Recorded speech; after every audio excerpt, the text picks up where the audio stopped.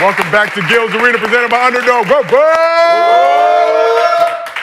Another lovely day here in the arena. How everybody feeling today? We good? So you got the accessories ready to go? Got Mr. B back in here. Matrix. Red pill or blue pill, Gil? You already know what time it is. What did it actually mean? Red pill, you do what? Blue pill, you do what? One or the other. One you stay, one you die. Get to see how far the rabbit hole goes. Oh. But this is Gil's Arena, presented by Underdog. Whoop, whoop. As always, we got the legend Gilbert Arenas here with us. What you got on your feet? Huh? Uh-oh. What are those? Feet of gods. What you talking about? You know what I'm talking about? Yeah. All right, Jerry. Gil going first take. Jerry send it straight to me like, yes, honey. Gil first take one time, and here we are. Well, they sent to Elijah, and I just took it. Okay. And I just be honest. He sent me shit. As soon as I see Elijah and this box open, yeah, he at school, let me go ahead and get these. Yeah. I respect it. And on this side of the couch, representing Tough Crowd University, we got Mr. B, Brandon Jennings back in the arena. And on this side, the man known as Cemetery Larry, Rashad McCants, back in the arena as well. So for all the fans out there, we still got 2 viewing options for you, our traditional version, mobile vertical version. Pick whichever one you want to watch. Just make sure you support the show. Here's what's cracking in the arena today. SGA dropped his 4th 50-piece this season in the Thunder's win over the Rockets. What more does Shai need to do this season to secure his first MVP? Joker jumped him on the MVP ladder. Shai trying to get it back. Them 50 balls are going to definitely help out. In some unfortunate news, Kyrie Irving out for the rest of the season with a torn ACL. Where do Kyrie and the Mavs go from here? Not looking good right now in Dallas. And they raising season ticket prices. It's going down. And Jason Tatum turned 27 Monday, but his accolades by age 26 would already make him a first ballot Hall of Famer. Does Tatum deserve more love for what he's accomplished so far in his career? We will discuss, but before we get into all that, as always, the show is brought to you by Underdog. Download the app, use promo code GIL, get up to $1,000 in bonus cash, plus a special pick'em. And Luka plays tonight, if you guys did not know. Underdog is dropping a Luka Doncic discount every game he plays for the remainder of the regular season. That's right, we're dropping specials for every single Luka game, including tonight's game against the Pelicans. For reference, Luka discount promos have hit 3 times in a row. Not 1, not 2, but thrice. So let's see if we can get 4 tonight. Just use the QR code on screen or the link in the chat to claim your offer for tonight's game. Also, tonight, Brandon has some picks up in his partner pack on the Underdog app. Let us take a look if we can. Yep. So, Mr. B, you got Steph Curry higher, 4.5 three-pointers made, coming to the Garden. Yeah, you know what time it is. You know what time it is. Facts. We got Giannis higher, 6.5 assists. Bucks are at the Hawks. Dame higher, 3.5 three-pointers made. And Trae Young higher, 2.5 three-pointers made. Yeah, it's going to be a 3-point contest tonight. Hawks was second night of a back-to-back, had that thrilling win over the Grizzlies last night. Yeah. It's going to be some buckets. A lot of buckets. How y'all feel about Mr. B's partner pack? You can win nearly 8 times your bread. Mm-hmm. Okay. Steph might have 7 threes tonight. Yeah. In the Garden? I'm going to take that right now. And then I got another one, too. I had Jalen Brunson over 26. Like, he's going to get off tonight, too. He's going to do his thing. The King of New York. Shai, you rolling? Absolutely. Get your bread right with Underdog. So we asked the chat if they were riding or fading with your picks tonight, Mr. B. Currently, 65% of the chat is rocking with your Underdog partner pack. So shout out to you. Josiah, we have a surprise for you. What is it? Your friends at Slam Magazine and Nick DePaula just wanted to send you some, old school Kobe's. Oh, just for the me? official shoe of your school back in the day. So y'all brought the moon boots back? That's hard. These are those UCLA specials. The school buses. Shout out. Yes, Gil, as you know. Oh, the blue and the... Okay. All right, Stop looking at my shoes, Gil. Don't look at me. You might want to look to your right. You're not doing me like You might want to look to the right. You're not doing me. Shout out to my friends over at Adidas. Know that I'm more than a host now. Damn. Was merely, now more. Shout out Slim. Don't Nick look- DePaula, okay. Shout out Slam. Shout out Oh, Nick so DePaula. that's just a Slam exclusive? Don't worry about it, Gil. Yeah, Slam Magazine did. Yeah. You want to do first take? I had to get my Adidas bag right. We out here both maneuvering. Hey, no, Shad, I'm not gonna lie, dog. Listen. The face you gave. Oh, where y'all taking them?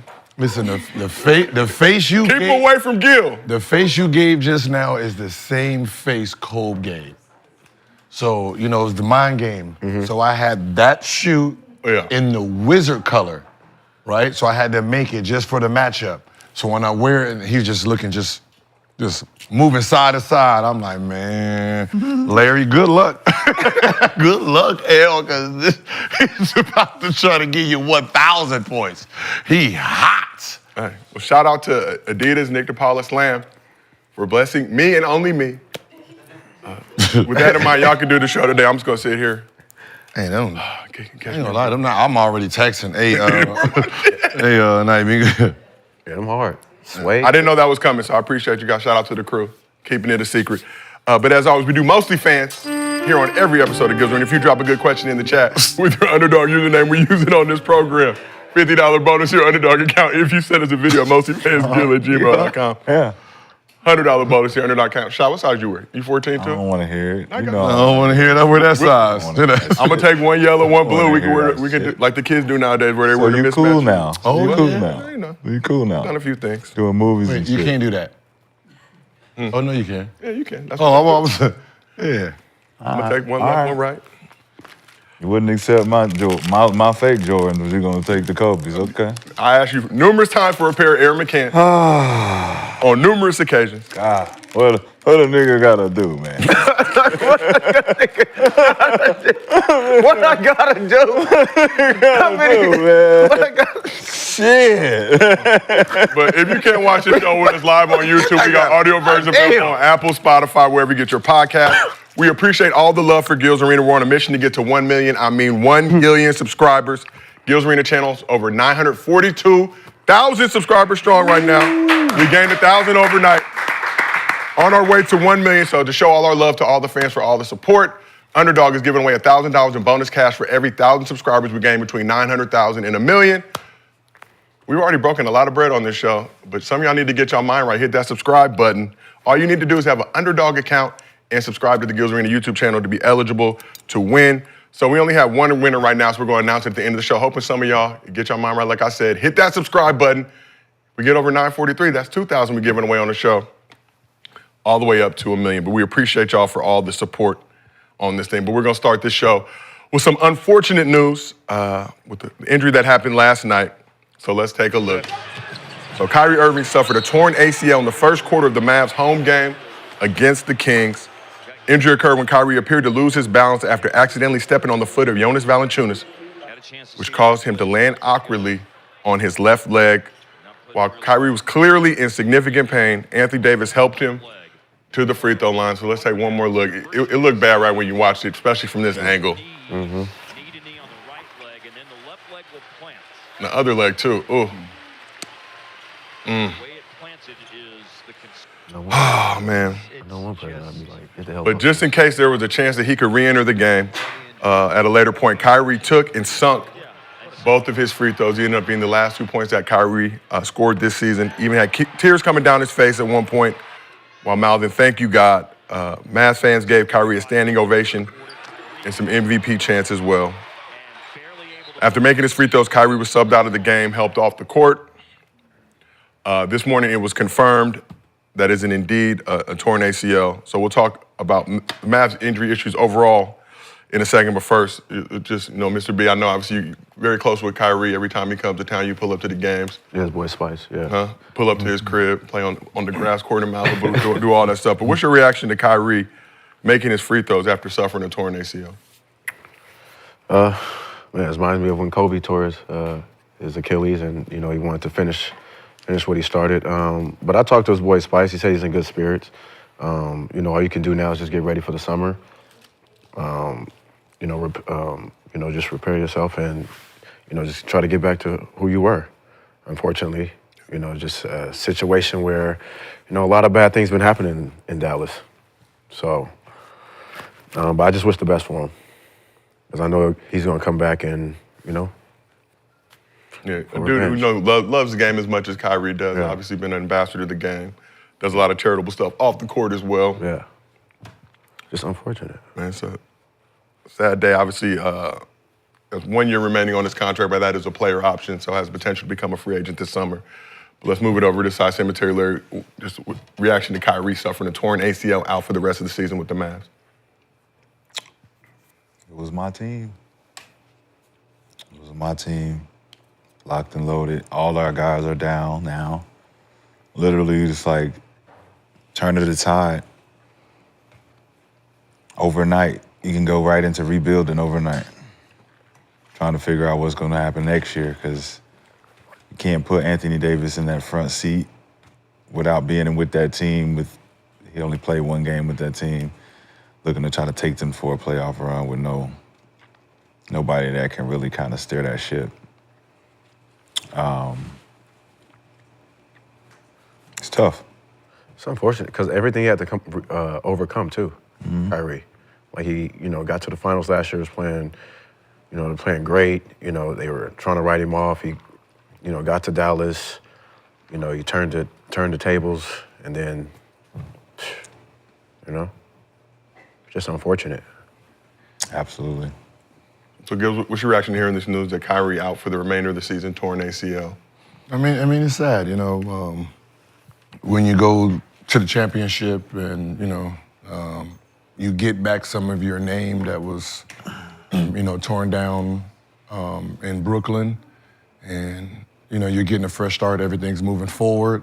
I mean, after the championship, I think like 7 days later, he was playing at USC with all the young boys. Like, shit, I can't take a. He said, I ain't played this long in a long time. So, you know, he was already, you know, training, guiding, mentoring the young. So you hate to see someone like this get hurt. I was talking to Spice with Tuesday, Sunday. So I was on YouTube, put the video up. It's a 12-hour Kyrie video.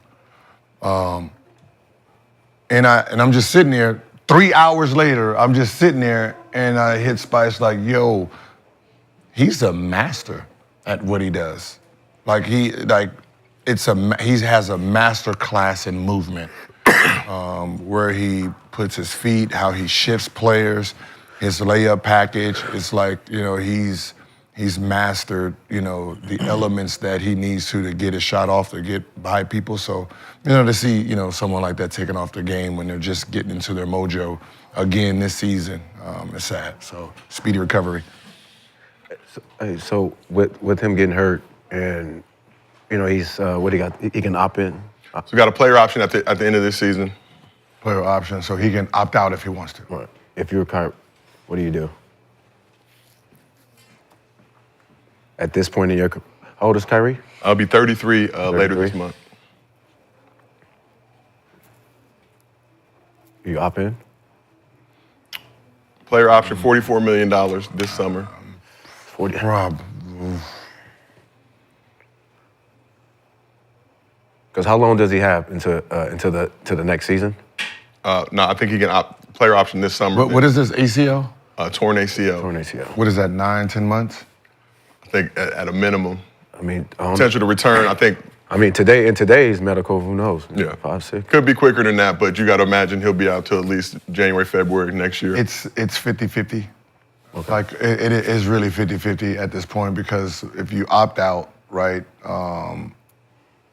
the leverage is yours in a sense, because they've lost so much, especially if you're trying to stay there. They lost so much, right, and they can't afford for you to walk if they're actually trying to win a championship. So they have to actually negotiate in fair terms. Right now you got all your leverage. You still got all the leverage because of, you know, everything that's happening, right? So, you know, you're opting out. You still have a lot of leverage. You know, you're going to next year, starting next season. You won't start the beginning of the season, and then they're going to use that season to get you on your play. You know, if Anthony Davis is playing very well, and this is the guy right now, you know, boom, boom, boom.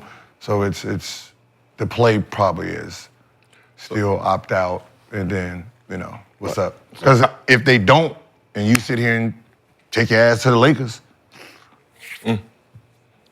right? That, you know, because remember, you know, Bron is up too, so he can opt out and sacrifice whatever for that. So, you know, there's plays there that, you know, like, yo, you gotta.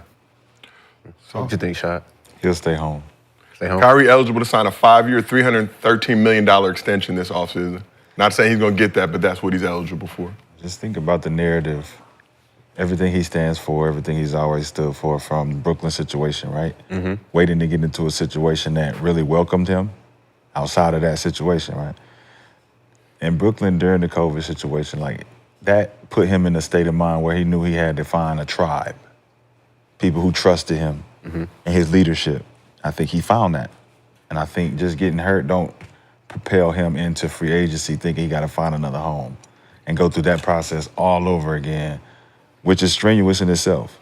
Trusting people you don't know, finding comfort. Then you see them get rid of one of your brothers. That's what I was going to ask you. So you find a tribe. Obviously, we know the relationship with Luka, call each other hermanos. Kyrie blindsided by that trade, just like Luka is. This organization has made some moves now that are extremely shaky, questionable. You got an injury-plagued roster. You do have Anthony Davis. You got a nice young core or big man once they do come back and are healthy. It's part of the business. Yeah, but he knows that. You think he stays loyal to this Mavs squad? You don't think he's gonna opt out? You think he's gonna? I think the business of basketball, he understands it, and I think if he had the choice, he would stay. No, do you think he's gonna opt out?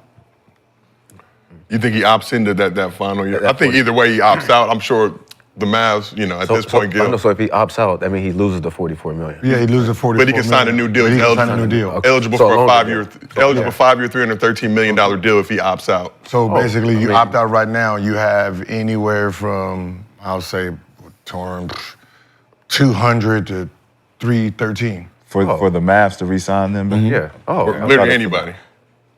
No. If the Mavs, I want to say probably that 313, but no, what I'm saying is, you know, with him being hurt, you know, they're going to try to negotiate anywhere from 200 to 313. What's the difference if he hopped in? If he opts in, 44. It's 44, and then he has to play for that next I'm sure he can opt in and figure out for that 1 year, but then after that, then what? Same deal. He can extend. Yeah, he can extend.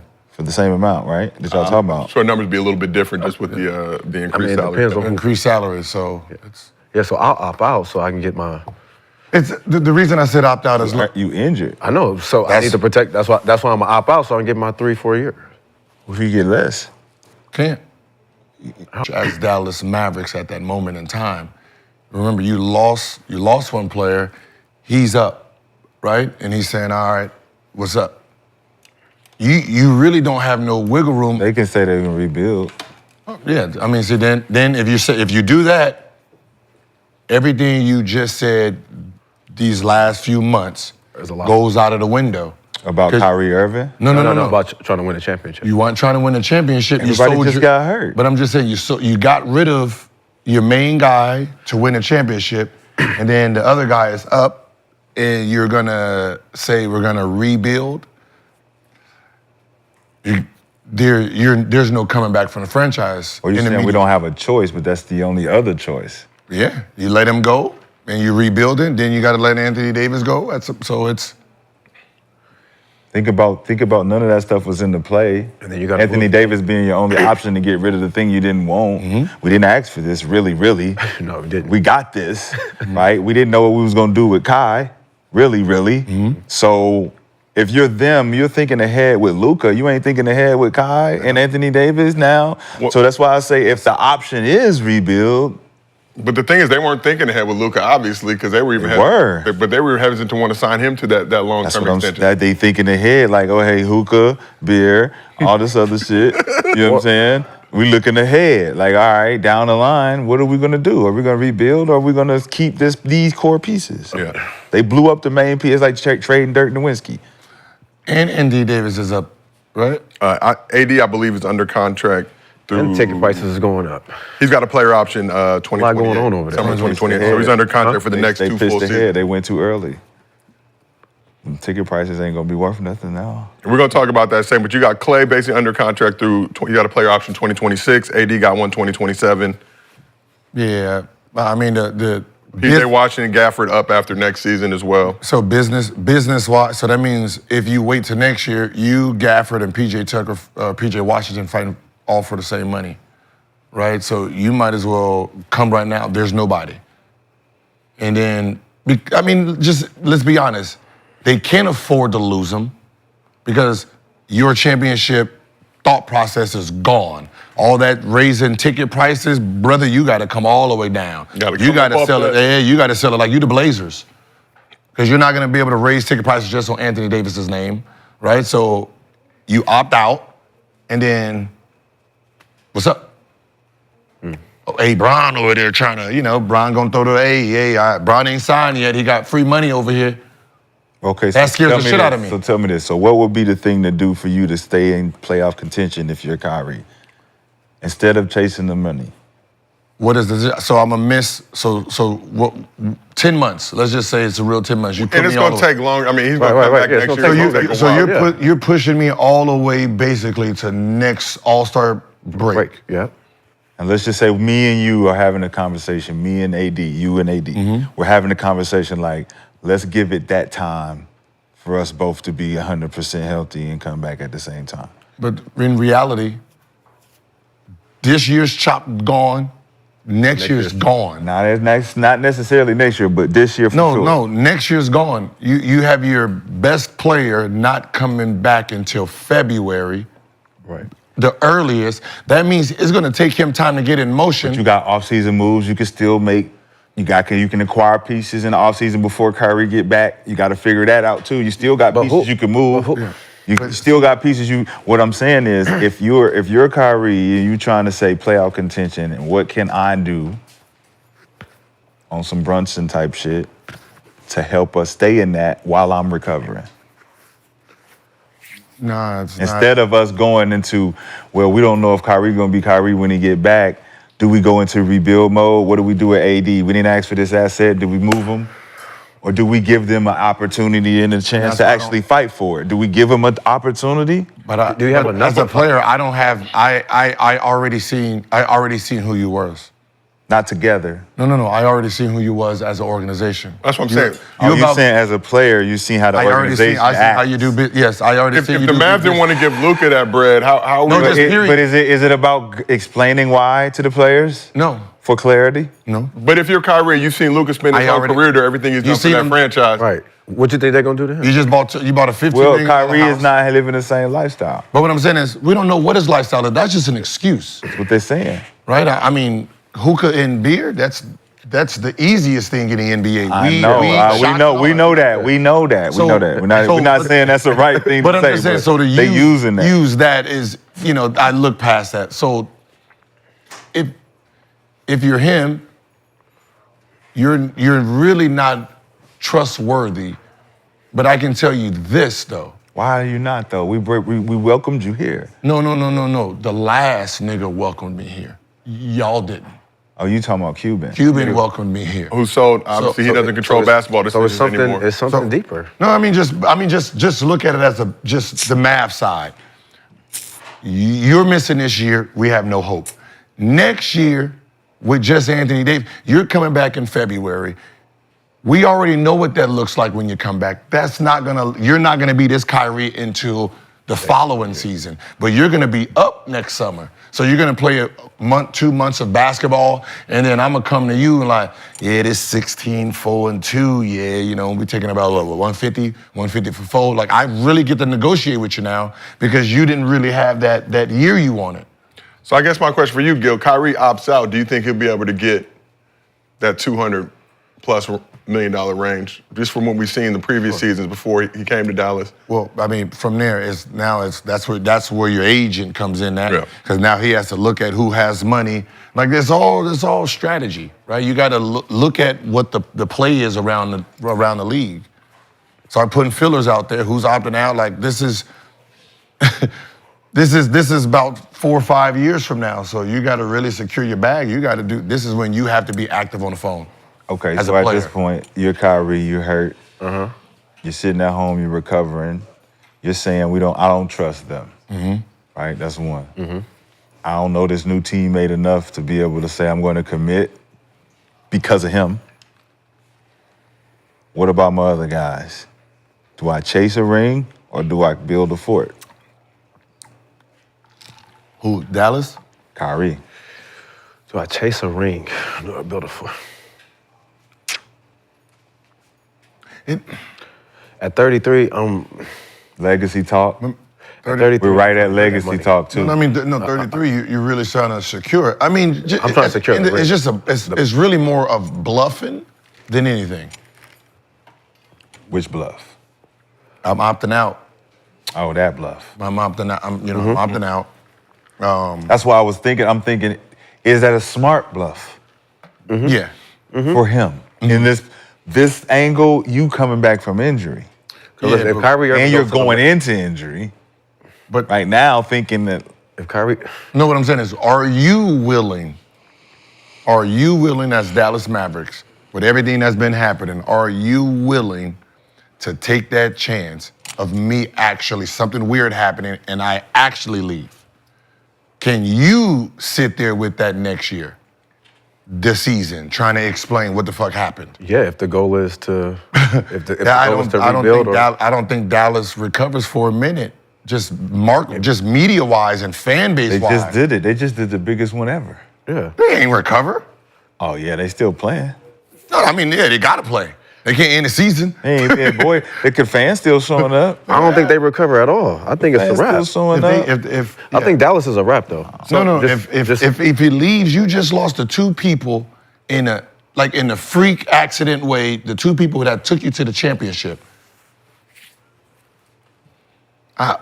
Mark Cuban is cheering. Mark Cuban don't got nothing to. Oh yeah, no. He's cheering. He's like, look what happened. Look what happened when I leave the fort. This is what happened when I ain't doing this shit. This is what they just fucked this whole shit up. Let's go deeper into the situation going on in Dallas right now. Kyrie, unfortunately, out for the season. Daniel Gafford, Derek Lively, P.J. Washington out for shorter periods of time. Jaden Hardy also left that game Monday with an ankle sprain. So let's look at what's happened with the Mavs since the start of this 2025 season. 24-25 season. We got the Derek Lively ankle stress fracture. Luka traded. AD strained adductor. Gafford sprained MCL. Quentin Grimes, who they traded, doing work in Philly, 44-piece. Obviously, look at Jalen Brunson. What he was doing, they didn't want to give him the bread. Lakers move up to the 2 seed. Shout out to Underdog NBA. I don't really have anything to do with much, but we did get Luka, and we are on the way to another title. Mavs also announced season ticket price increases the same day that Kyrie Irving tears his ACL. And to add to all that, today Shams is reporting that it's not out of the realm of possibility that AD does not suit up again for the Mavs this season. According to Shams, AD's talking to his representation, trying to figure out what the best move is going forward. Dallas currently 32-30, holding on the last playing spot in the West by 3.5 games over the Suns.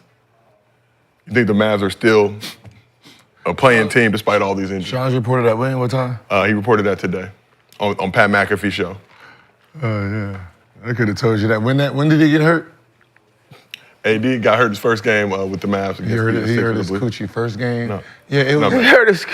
yeah. It was over then. That was it. It was over there. I could have told him that. We could have told y'all that. That's it.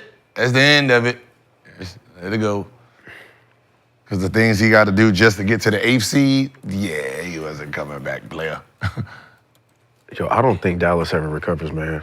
I think it's time for Dallas to move on. Damn. Like, I'm talking about get out of Dallas. So AD got hurt that first game against the Rockets, He also got hurt against the Sixers, which was his last game with the Lakers. Wait, what? So AD last game against the Lakers, he had that injury before the trade. No, we knew that. Then first game with the Mavs against the Rockets. Yeah, okay. Back on February 8th. February 8th, that was it. Right there. February 8th, Shams. That was the real date that he decided wasn't coming back after You feel, but Gil, do you think, if Kyrie stays healthy, the rest of these guys are going to be coming back soon? Yeah, This team had short-term championship aspirations with this roster. That's media shit. It was in Tim's spot this whole time. He comes back to play in the playing game, fight for this, just to play 8th seed. Like that is a hard road right there. This is not like the team was sitting at 3rd, 4th. Like, you're talking about the 10th seed that has to fight for a play-in, then fight again for the 8th seed, then play the number 1 seed. Good luck. Like, yeah. Just for 5 extra. That's what I'm saying. He would be coming back if they was the 4th, like healthy. If they was a 3-4 seed, hell yeah, you come back because you're right there. But at this point, Mavs are only a game and a half behind the Warriors for the 6th spot. I'm just saying. So before this Kyrie injury news, they were still well within the contention of not getting out of the play-in and getting an actual playoff spot. Hey, actually moving to 3. You know what I'm saying? Like there was. If 8, these just all a bunch of hypotheticals though. But it's like. But you know what I mean. Yeah. But if you look at the way the West is structured right now, Yeah, it was easy. So you sound, you know what? You sound like Opportunity. a game and a Who's half number 2? out of the 6th spot still at this. The Lakers are moment. number 2 right now. That's how easy it is. That's which actually Lakers showed the is- See difficulty. how fucking easy that was? To show the difficulty. It was that easy. Tremendous job that Luka, You went LeBron, from, and oh Jennings shit, the ship is sinking to, hey, we done patched this shit up. you just said the same thing that Philly was saying to themselves on them keeping Embiid in there. We only half a game out of 5th. We only 2 games out of 3rd. Like, shut up. Your season over with, dog. Different situation, but Yeah, in 12th spot talking about, we only a game and a half. it is the Eastern Conference. We only a game and a half out of what's in there, so you gotta play. Man, no. You in 12th spot. Everybody thinking the same. So we asked the chat, will the Mavs even make the play-in?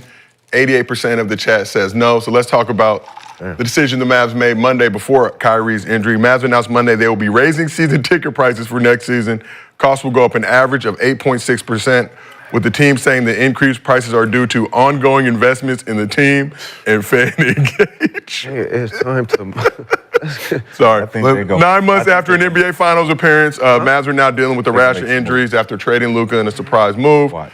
During their blowout loss to the Kings Monday after Kyrie left the game, thousands of fans could be seen leaving the arena before the start of the 4th quarter. I think they were losing by like 28 at that point. So smart move for the Mavs to raise season ticket prices for next season.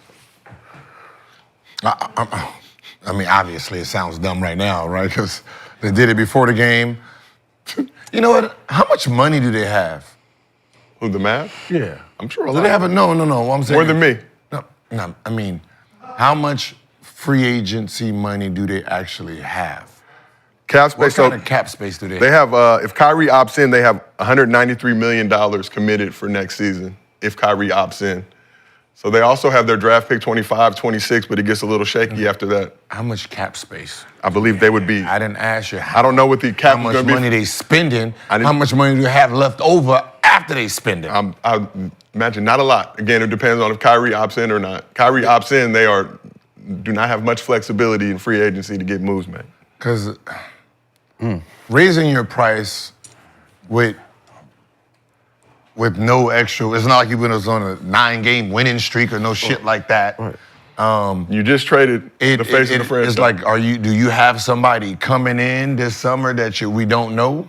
No, we Right? Do you know? So, like, is there somebody in a free agency that you already made a deal with that's coming to you guys and y'all raising the price now? So, announcement made Monday before Kyrie gets hurt. I think in their mind, they say we got Kyrie, we got AD, we got Clay, we got the young boys. Say that again. No. They got Kyrie. You- I'm not going to say anything because I I already know got how you move. Kyrie. Okay. I got Anthony Davis. Yes, I you did. lost. Luka got Anthony Davis and then now decide to raise the price? Look like Filet mignon to New York Strip, and I want to raise the price of the steak? With the proper marination, the New York strip can taste over like the filet cap. mignon. What? They over the cap.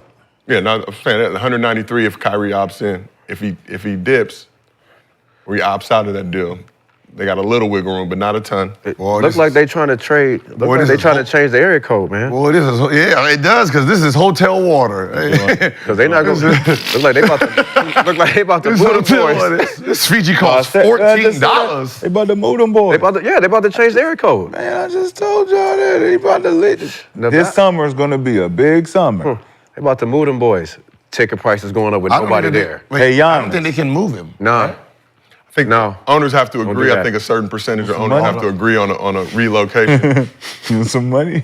There were some speculation y'all that want some the money? Hey, franchise Shake. was trying to strong arm the state to be able to get. They want to build an arena with the casino attached to it. Listen, bro. Oh, so they're trying to. They So they're about to- trying to bluff too. Yeah, they about to See, that's area code. that's. We can do what we want now. Remember that. We own it. It's ours. We can do what we want. Y'all seen the movie Eddie? But it's all Great film.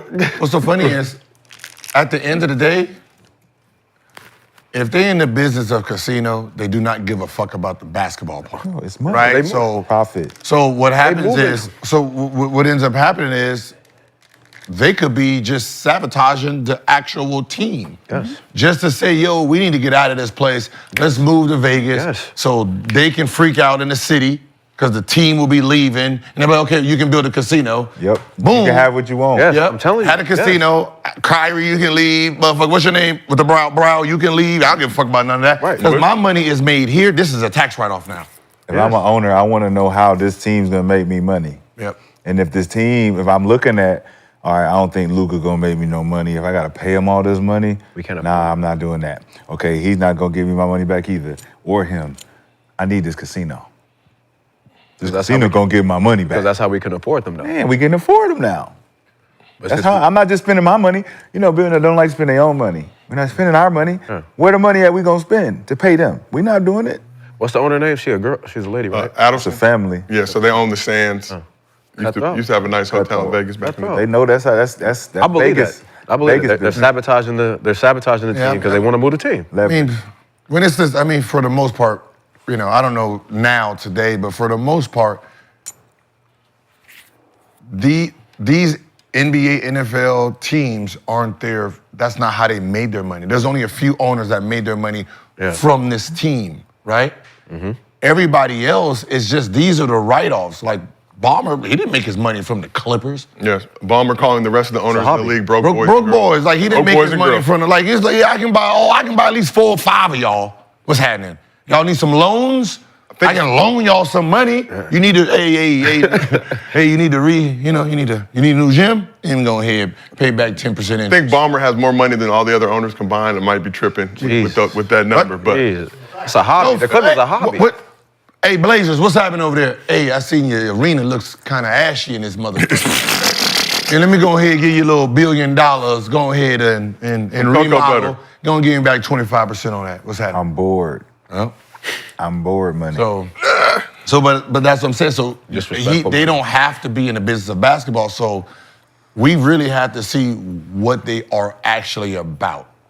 And that's what I'm saying. The whole Luka slander is like, well, if your motive is to really just get a casino and pull these moves and you moved him to show that you're willing to do whatever, that would be fucked up to throw all that dirt on his name just because you're trying to make a move and justify it. Well, not just his, Nico too. Nico the fall guy. He's That's he's the guy to be able to book. as it tends to go. Just throw it all He over. was definitely a part of it now. Yeah. But he's the Nah, he ain't a part of it. This what you gonna do. yeah. Listen, boy. Yeah. This just what say- you gonna do. You Yeah. like your checks, right? Throw him under the bus. So do you guys feel bad for Mavs fans at this point? No. Damn. No, I mean, it's A fine fan base. because it's business. Business. You're not giving me what I want. When you just gonna move benefit this from team. it, you happy. When you in the shit, it stink. But I mean, we've seen the reaction after the Luka trade, makeshift funerals. 'Cause I it ain't- feel sad with the smile in the inside. Because it's not your team. It's just like an enemy, you know, is gone, and you sitting there.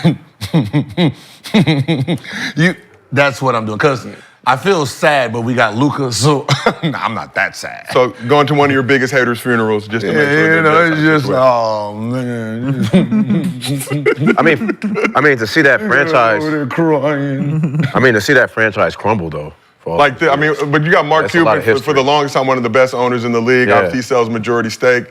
Still involved in the franchise. We see when the Mavs played the Lakers, we were at that game. Thank you to Underdog. But you got Cuban with Luka's family hugging it up. And so I'm just saying, he didn't have any knowledge of that deal. I don't think he would have ever got rid of Luka. Of course he wouldn't have. No. He's had dirt. Wait, hold on. Think about everybody he's had as a owner. He didn't have to pay them that. but the prices at that moment in time. Had that bread. No, what I'm saying Tatum. is, at the time. Hey, I got paid Dirk 85. Yeah. No, but what I'm saying. Back then, though. Back then, you got Dirk. Back then, you got to pay Dirk 85. It was 85 You ain't doing it? compared to that. That 85 was That's a lot. But 25 was a lot. 25 was crazy. Come on, Getting man. 100 million. Look, Dirk Nowitzki in the league that we was in, 85 million, no way. Gotta figure something out here. No, he's a super max player, so he gets whatever the super Mark max. can't afford that. That's the point. I'm the Mark billionaire. got that Shark can't Tank afford- bread. Nah, he wasn't at that point. But that That's wasn't the Shark Tank contracts bread. then. But he's paying those deals. We're not then. even saying the contracts then. I'm talking about the money now. Back then, we're talking about 80. You're But gonna pay Dirk 85 million. Nobody can afford the. Exactly. No, Just but like right now, they can't afford it right now. Except for Ballmer. That's why they didn't do it. Yeah, they couldn't afford it. Yes, they can. They can't ever got find a it. strong arm. Ballmer can afford it. Dallas couldn't afford that. That's why they need the casino. Yes. They couldn't afford to pay Luka That's why they need the 85 casino. million, yes. No, it's a casino family that bought it. They What don't you got need, it. cash? I don't need no other. I don't But they need need no a partners. casino to run the money through. Yeah. We need to. How many partners do What, they have? Ozark? What you So call I that think shit? it's Adelson. I Ozark. do mine. I don't know. Let me look, Gil. Because this is not a group of investors. That's a fact. Yeah. Succession, man. It's just like the Waltons buying something. You ain't never seen Succession? Yeah, I know, but I'm saying, like, we not Oh, no, paying so you Du- that. Like, the casino Dumont won't pay you. is in the Adelson family as well, so. So it's just one family. So it's not like they have a whole bunch of people. Jay-Z buying in, got us shit 5%. No, it's like, we don't need y'all, buddy. So it's. Right, so we're not going to pay you. We're 85. not. That's like, a big. Like, the as a casino's group, going to pay you. Me, Brandon, and Josiah sitting around like, hey man, y'all really want to pay this nigga 85 Right. million, bro? Buffet so we can coupon. go do some other shit with this money. Yeah, like, if we're going to pay him 85, give us a casino. Yeah, they That gotta will give pay us- him. Not, Yeah, we'll pay him. Yeah, we Other got. casinos pay him. And then we asking each other. I just want a casino. Hey Joe, you gonna pay him? You gonna pay him out of your lot? Hey, you gonna pay him out of your stash? I ain't paying him out of my stash either. Where we gonna get rid of him? Listen. I ain't paying him out of my stash. because this casino going to be here for a long You know why I time. wanna- It's going to be here longer than him. Dad said get the casino. You know why I want a casino here? Because I'm paying him to stay here and play. I'm gonna pay you $300-400 million.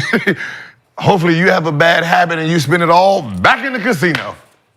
Yeah. Give him some chips.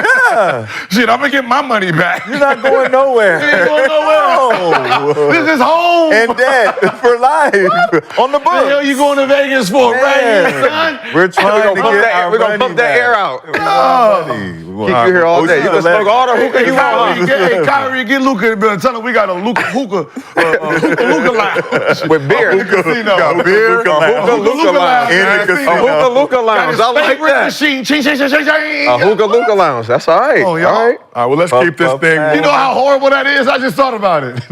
You know how much. What's the hookah lounge everybody go to now? What? Listen, the advances that's going to be given out to your players. What? How many That's people how they got are moving Bruno to Mars. Dallas when they get the casino popping? Well, shout out to the Mavs. Hopefully it works out. I'm getting a crib down. I'm telling you. But let's keep this thing moving. Today's podcast is sponsored by Roe. Roe Sparks are a 2-in-1 prescription treatment for stronger, harder erections. They hit the bloodstream faster because they dissolve under the tongue, and getting hard faster means having more sex. After they dissolve, they work in 15 minutes on average. Roe stays active in your system up to 36 hours, so you can go back to back to back or be ready the morning after. Roe connects guys with a medical provider 100% online, so there's no awkward conversation with in-person providers. If approved, treatment ships directly to their door.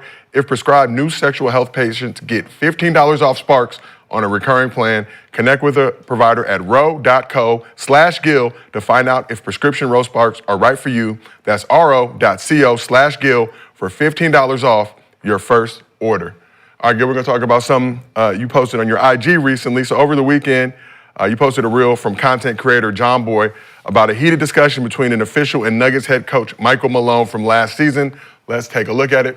How the fuck is that not a charge?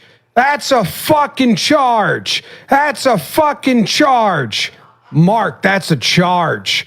That's a fucking charge. Mother planted. And then over there, yeah, he always not. And here's the play. What do you got? Planted? Not planted? Charge? No charge? Exquisite lip reading. by John Boyd. So, Gil, you posted the video with the following caption. You said, "This is what a ref who understands in-game emotion looks like. Mark didn't give a tech. He yelled back and stated his point. Call 100 emoji." Gil, you don't always compliment refs on this show. Actually, very rarely. I have high school refs all around the city looking for me every time I roll up. I didn't see that. We see in the show. I always got to say, not you, sir, just your counterparts. But what stood out to you about the way the ref handled that situation in the clip? The refs have all the power, right? No matter what you do, they're immune to, criticism. So the fact that, this is something that happened in real time, right? There's a difference between someone nagging all game and you got to keep reminding them, hey, man, if you don't, I'm going to give you a tech, I'm going to give you keep it. The fact that that's very different than someone who's reacting in real time. And most referees try to make up their mistake by giving players techs, knowing if you're heated and I give you a tech, you're not a fucking TV. I can't turn you off, right? You're gonna still be saying something out loud. Because now you're mad I gave you a tech, now I can kick you out, right? So it's this whole, bait and switch routine. So the fact to see a ref have the dialogue, you're wrong, this is it. Even if he's wrong, he's having a dialogue. You cussing at me, I'm cussing back at you, and that's the end of it. A player respects that. Like if I'm acting like a bitch, call me that. Be a bitch. Versus giving me the tech. The tech means I'm not even, like, no, I'd rather you just call me. So you'd rather ref just say, Gil, you're acting like a bitch. Yeah. But no tech. Yeah. You bitching too much, shut up. Like, I'd rather you talk to me like I'm talking to you versus you trying to use your power to give me the doo-doo-doo. So you don't think, so he didn't get a tech for that? No, So, nobody got a tech. So for running up on him, he didn't get a tech? No. I think he should have got a tech for running up on him and bumping his chest. Like, don't touch me. He didn't bump his chest. Yo, run it back? He was just there. Yo, can we run it back? Can we run the clip back, please? I mean, you can say what you want. Fuck is that not a charge? That's a fucking charge. Yeah, see? That's a didn't finish fucking that. charge. Don't make contact Mark, with me, though. that's a charge. You can say what you want, but That's don't make a contact fucking with me. charge. Charge. Yeah, all the other stuff is fine. What But do don't you make- mean he's don't- not planted? Like, don't He's run up on not me. planted. And Yeah, we've reached our allotment of F-bombs. Like, think about the Anthony Edwards one, right? Where he falls and trips and then he says something, ref kicks him out, he gets back up, ref, like, come on, dog. I mean, you can say what you want, but don't run up on me as a ref. It's kind of like, that's contact. Mr. No, Cemetery. contact is contact. But the F-bombing, I'm cool. Like, I'm cool with all that. Right Like, here is not contact. I didn't touch you. I But- didn't touch but you. like- I didn't touch you. I didn't touch you. I didn't touch you. I didn't touch you. Yeah, one of those. no, it was brother, like that. So that's It's still a charge. Still a fucking charge. Still a charge. And that's, I'd wasn't rather playing. have that. It's still like a charge. Sit your goofy ass down. Those are the refs that, like, the players respect. Right? Because here, emotions from the players that's part of the game.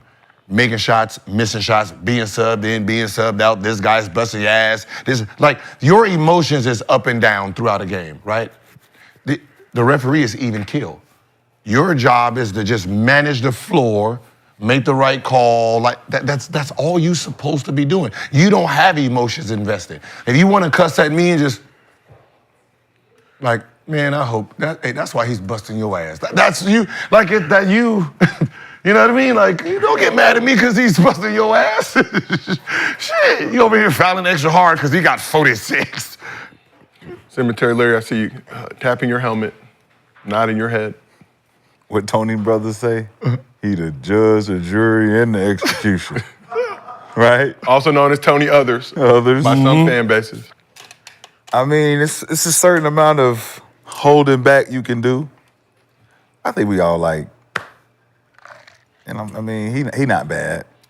Mike Malone? Is that no the ref? Mark. Mark not bad. I think he's always been solid. Yeah, that's what's out of all of them, he's one that would talk back to you. You know what I'm saying? But when you look at it, they still got the control. Like you said, he could have tossed them all. I ain't never been a fan of the ref because I do want them to understand that they're not there to do anything other than judge the match. Okay. Yeah. Like, you're not allowed to think that you're the judge, the jury, or the execute. You're only here to ref. Now you've created a personality. Now you've created an opportunity for guys to get that mad. We feel like we got to get that mad for you to stop cheating. Like, you feel like he was playing there? Yeah, but shit, like you said. Still a charge, motherfucker. Yeah, that's it's still a charge. It don't matter how much you yell.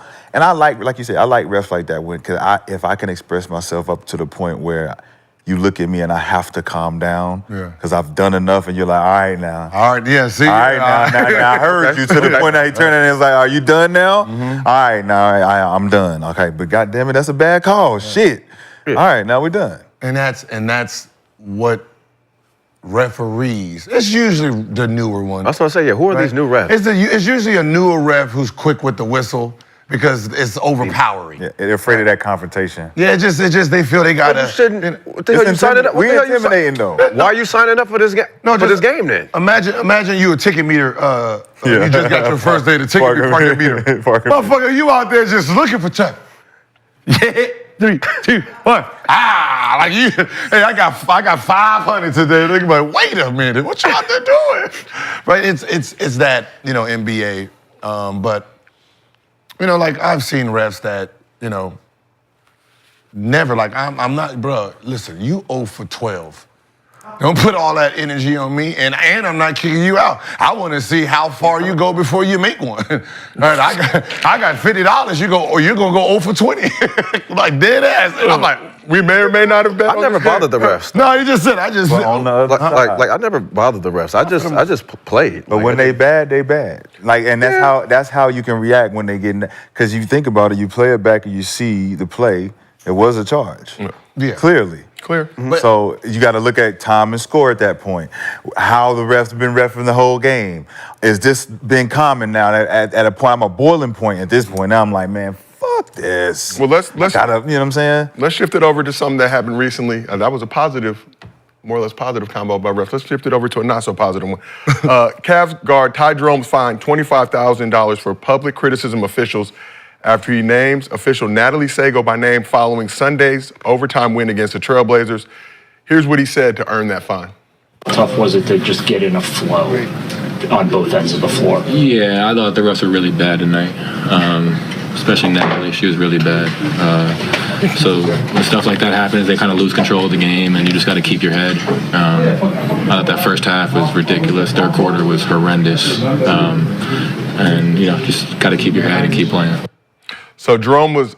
His face did Ty not... Jerome, that's his name, Ty Jerome. Natalie was just horrible. He's like a baseball player. That's a baseball player answer. It was very professional though, very, right? Very. It wasn't like his face didn't move. It was like just horrible. And I'm gonna tell my dad later too. The first half was just horrendous. I'm gonna tell my goddamn dad. Natalie's gonna hear from us. I bet you that. She won't have another bad game. Let me speak to your manager. So Jerome was unhappy with the 53 foul calls in the game, resulted in 70 total free throws, but it was an even 35 free throws for each team. So an average NBA game, there are fewer than 40 foul calls. That one had 53. Did Ty Jerome go too far in his post-game comments on the ref? No, I love it. Very professional. Got straight to the point. Very professional. Yeah, I mean, it's worth the 25. Is it though? 25, he's making $2.5 million this year. It's about 1% of his total salary. Whoa. You gotta take taxes out, you gotta pay agent fees. So a little bit more than that. He's making $40.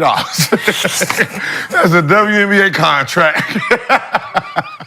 Unnecessary slander, Gil. I'm just saying. He ain't cuss everything. Like he ain't cuss or nothing. He just, just say it was horrible. It was horrendous. Are we not allowed to say that either? Yeah. Are they sensitive about that shit too? Yeah, it's shit. 25,000. Positive about every fucking body. You can criticize them privately, but not publicly. The dogs too. Can't goddamn say you're ugly. Can't say it's an ugly dog. He said it first and last name.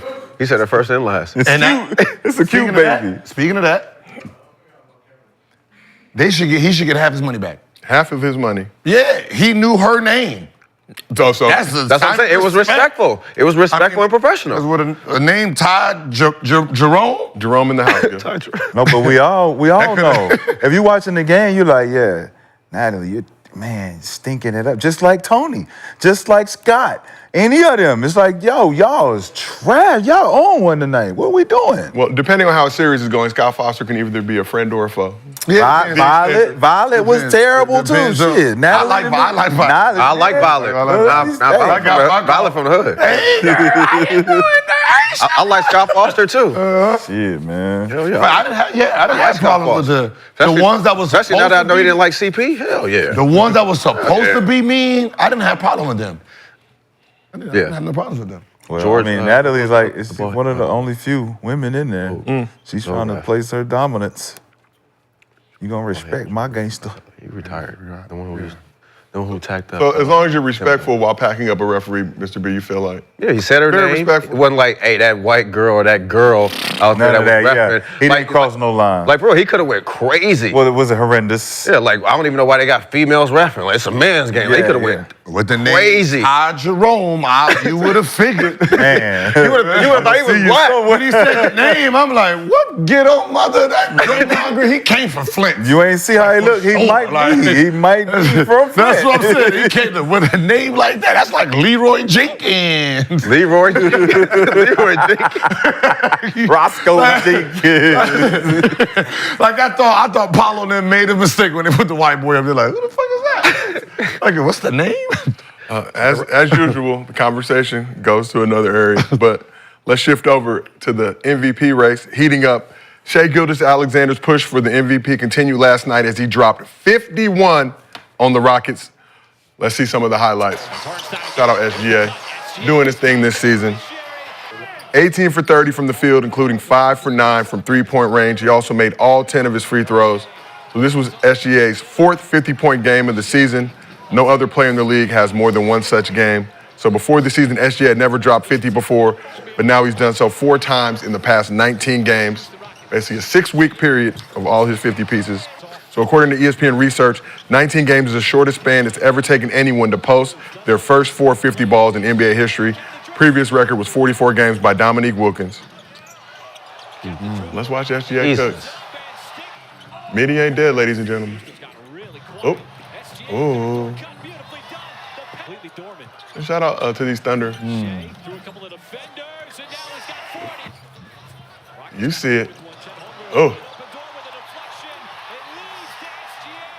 I know, 11-point game, keep him in, right? Let him get that 50. That's why they're going to go home first. So with this win, OKC becomes the first team in the West to get to 50 wins. Currently hold the 1 seed by a margin of 11 games. God damn. He's crafty as hell. 11-game lead in the West. You guys know who's in second place? The Lakers. Oh, dear. Yeah, shout out JJ Redick, man. Okay. Getting it, turning that shit around. Shout out JJ. So let's check on the MVP race. SGA been holding down the top spot in the MVP ladder, but the latest one released on February 28th now has Joker in the top spot. February 28th, that's what they did. They do the MVP ladder weekly, so they do the spots and rankings. The last day of Black History Month. Ain't that a bitch? They couldn't wait to get back to White Month. Couldn't do it March 1st for some particular reason. Wow. Well, producers like, it's released every Friday, but I think in this particular circumstance, we could have held it down at least till March 1st. Y'all could have. Y'all should have. 9:01 p.m. Eastern or Pacific. Give me 12:01 a.m. on the East. So you think SGA's resume is strong enough to hold off Joker for MVP, as I mentioned.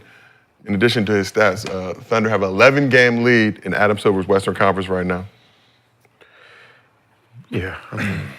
I mean, his play is definitely MVP. I mean, this is what last year he didn't get it, so we can tell, we already knew this year he was going for it. But let me ask you, for a player like this, right, he's walking in with a lot of confidence, scoring a lot of points, and like yourself, like when you were playing, a lot of confidence. Like, what was that feeling coming to the game every day? Like, is the game slowing down for him? Boring. Boring? Yep. So he's at that level, just like Luka was, James Harden, where he hasn't started it yet, but when he starts doing things randomly that make it seem harder, right? You started adding extra moves, you start doing, you know what I mean? Like, the great ones, they score easy. Then you start seeing some shit like they're just sitting there because the game slowed down so much for them that it became boring to them, so they're trying to excite themselves by doing more. So you think once he gets MVP, because he's look like he's going to be doing this for a long time, so he'll probably get bored in a couple years. Like that, like it just like when you watch his style, like how many? It's like him, Luka. You don't think LeBron got bored? Kyrie, where you're talking about, they get into the lane and usually you're supposed to pick it up, the score. He's sitting there right here in small spaces, right? Sitting here messing with the ball. You're like, yeah, this is too easy for you, dude. Running back? Yeah. We like to run back SGA highlights. Never a bad. I'm just saying, it just looked like he just coming in. Like this, yeah. Right, let's talk about how we were guarded.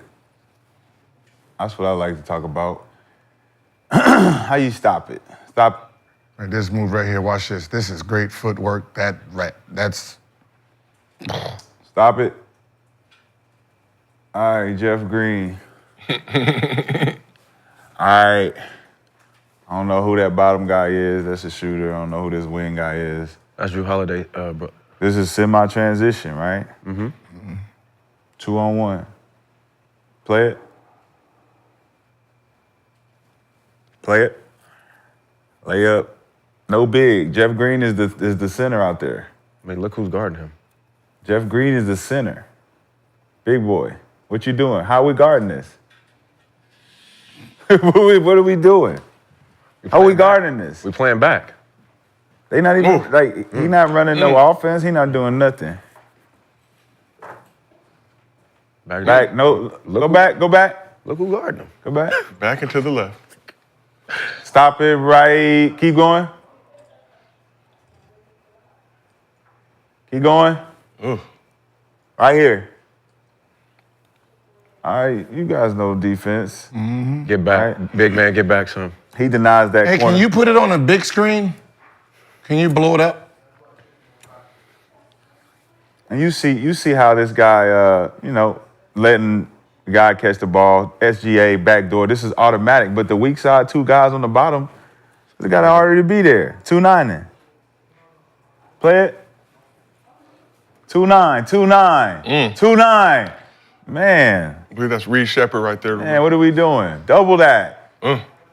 No big man down there. Nobody. Everybody's 6'3". They ain't got no big. But you know SGA smart enough to see that on the floor every time he walk out there. Who gonna stop me at the rim? Nobody. You don't think nobody's gonna stop? Nobody's stopping me at the NBA. rim. That's just because you can't. He got one of the biggest rim threats on his team. Because you can't see the. We can't see the actual plays. But, yeah. I said when you're doing that, they can put it on the big screen. So for the fans out there, yeah. Yeah, and make it big because you're pausing it, YouTube don't pick that up. Has to be more than 9 seconds straight. So because you're pausing it every 8-9 seconds. For a player who don't shoot threes, I'm definitely. No. It has to be. Has to be. He doesn't shoot That threes. shit don't So work on that. Has to be. But he doesn't. So has to be. We're loading up. A big keep playing down, and I'm coming downhill with his size. You have to load up. Who? Everybody. As the big, yeah. The guy guarding him, everybody needs to load up. He's dangerous when he comes downhill, and as just like you. But he's not coming He's down. exactly What did like you that. We had to load up on him. He's not What coming did you tell me? downhill like you. What You're did you- using speed. What did you tell me when we was finna play you? You said, "I'm not worried about you. I'm worried about what your big Big's does." gonna do. And what did my big do every time? He was damn near in the paint where they were. And what'd you come down to do every time? Mid-range. That's what we're saying. Get up. And there ain't no big down there. He ain't shooting. He is. What you mean? You know what I'm saying is he's coming, you stop, he's gonna make another move. He's doing all of it. Yeah, he's doing all of it. One-on-one. He's doing all of it. Boom. That's what I'm saying. He's coming off pick and rolls. The guy is way back there. He's waiting to see what you're gonna The do. floater. We shouldn't be giving him options of, how y'all gonna play me? Oh, you gonna be back? Oh, I'm gonna do this. No, we're about to trap that shit. Crowded Throw that every shit. time. I'm gonna lose by somebody else, not him getting 50, not him getting 30. Like, bro, he's running for MVP. I'm trapping him every night. We know this. Coming in, Jalen Williams beating us tonight. Yeah. He beating us tonight. Good luck. Yeah. That shit easier said than done. But you gotta. But Houston is a team that's trying to make the playoffs. Like, these are games that you need to, show. They were hurt too. They got a lot of the guys kind of hurt, I think. I'm just saying, dude's averaging 30. You would think the trap. He's coming off the same. It's not like he coming out shooting threes. He getting into the same position every time. Every game. Same thing every time. Play it back. And this against everybody. Oh shit! Just like they do Luka. They tell, hey, as soon as he cross half, to get it out his hand. Go a little bit. Go to like the next play. Guard these dudes like they try to guard Steph. Or not. Keep going, because that's the. This the block. Can't do nothing. Yeah, that's the block. Exquisite defense though by SGA. Right here. Look. That's transition. That man's done. Yeah. I mean, he's learned. There's nothing this defender can do because actually Reed Shepard. First of all, it's two guys. Reed Shepard should be right there to take the charge. That's a charge. No, that's a quick in and out. First of all, it's a quick in and out. 4-on-3. It's a charge. Yeah. That's a quick in and out. Reed Shepard, and if you got Jeff Green on your hip, if I'm on your left hip, who? Jeff Green. And Reed Shepard steps inside to take that charge, you have to go all the way on the outside of him. Which is going to allow us to give a second to get back on D. No, this is new school, dog.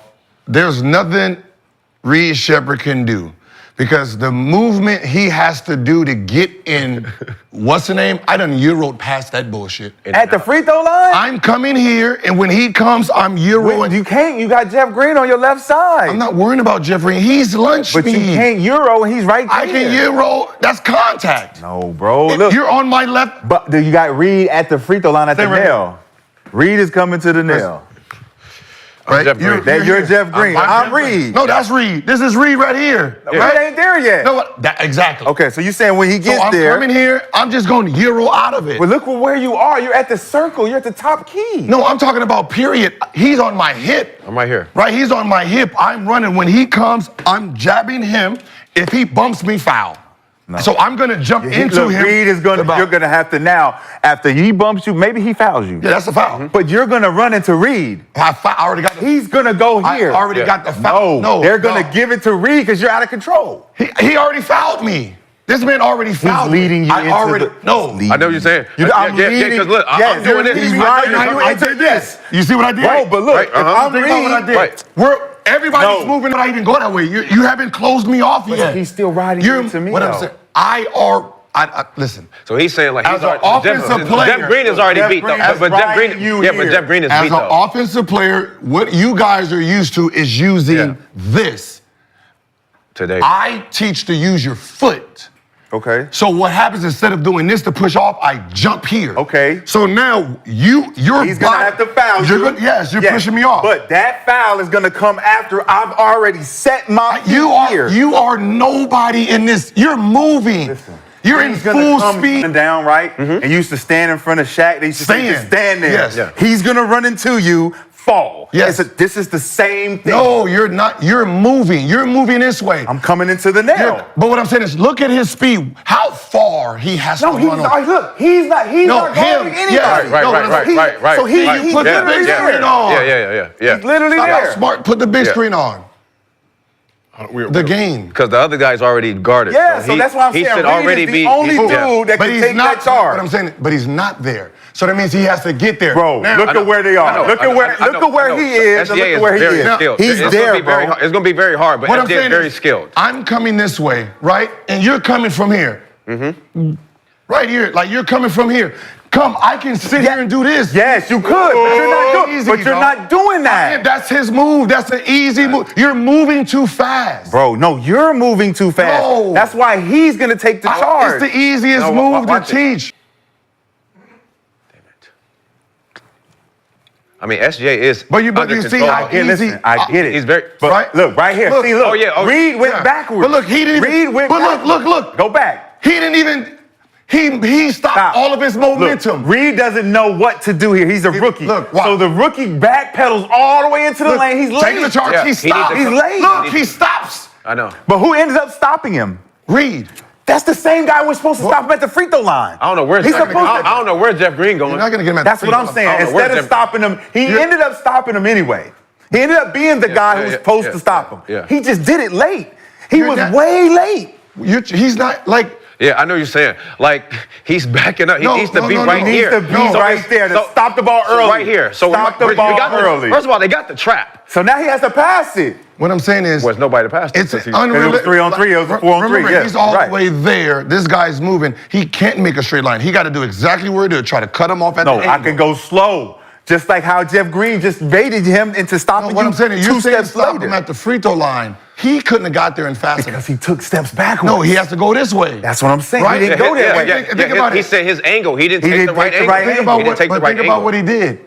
The guy stopped. Yes. Jeff Green. But Jeff Green, where are you going? Where are you going? But where's Jeff Green going? Jeff Green So basically, what he's saying is, if he take the right angle, we got him. What I'm saying is, and I said it, him, Luka, Kyrie, they're not actually leaving their feet for the charge.